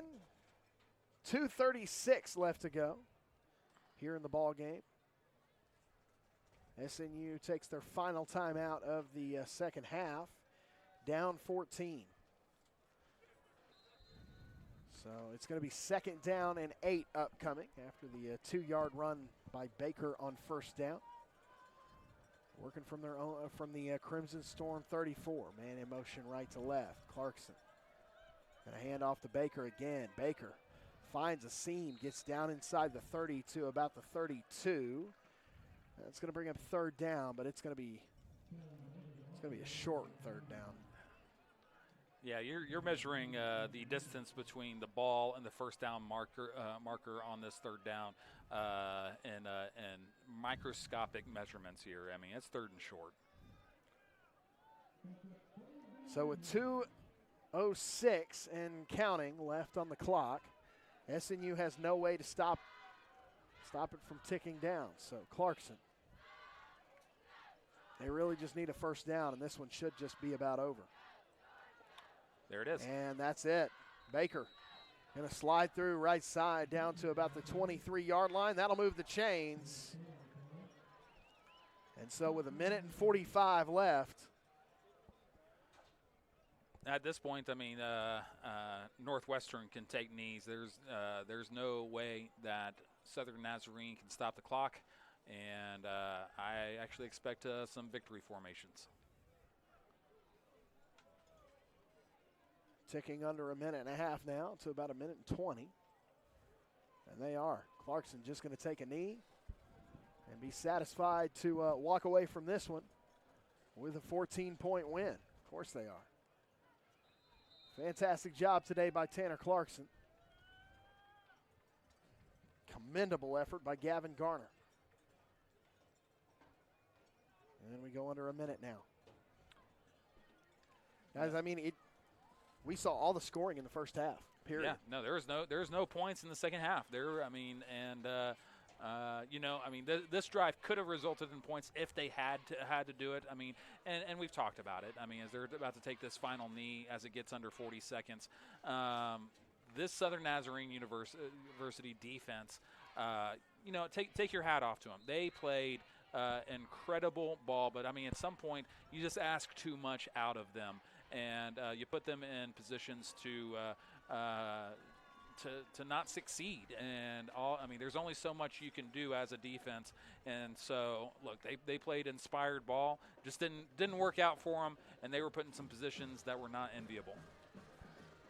Well, Clarkson will take the final knee, and that's going to do it as teams are going to shake hands at midfield.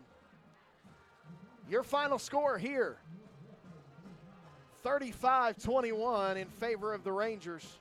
SNU comes up short on homecoming day but it was a valiant effort.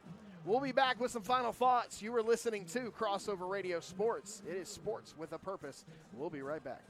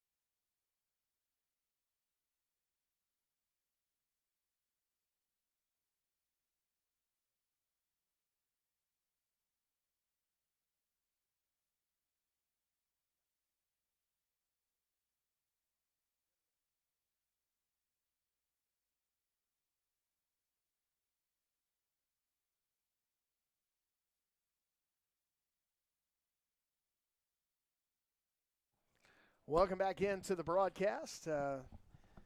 Reese Carlson, Philip Larson. I am Coach Coleman hanging out with you, and that is it. 35-21, Rangers finish on top. Reese, I mean, just some final thoughts as we wrap up here. Yeah, I think Phil, you touched on it a little bit, but this SNU defense, if you look at the scoreboard, you see, gave it 35 points, and you think, well, there was a special teams one in there, and then you also think, man, for what SNU's offense asked the defense to do, the defense played pretty well.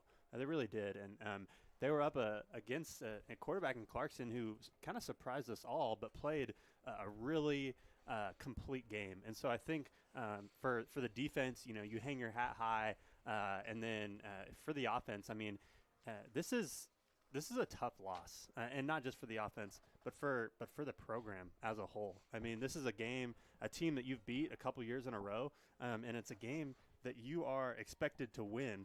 And so for SNU, this is a loss that will hurt, and so you're going to have to just come back in on Monday ready to watch film, ready to practice, and then finish the season out strong against OBU.